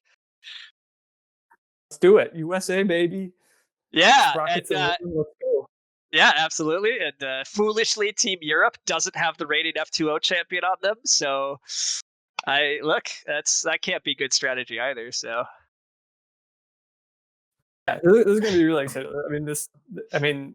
Every tournament we hold the stack because we got so many great players, but this seems really fun to have people representing their regions, and there's so many great players here. We've got Zivak, the all-time Snellman legend, out of retirement to play. And it looked like the alternate on that team was TT Chong, who's the highest rated Snellman player ever. So yeah, they're bringing back these all-time Snellman greats, absolute all-time. Those are the best 2 players. And yeah, we'll see. Yeah. I agree. I'm super excited to have teams of the best players and facing off. It's a great new format, and it'll be really exciting.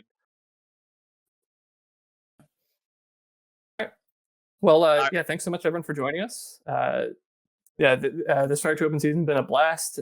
Huge thanks to everyone who played, who came and chatted and watched all the videos and everything and supported the community. Huge congrats to champion Astari. And yeah, we'll see you all for International Clash. We'll see you there. Yep, sounds great. Thanks so much for casting with me today, Eric. It's been a great time, and see you all for the International Clash.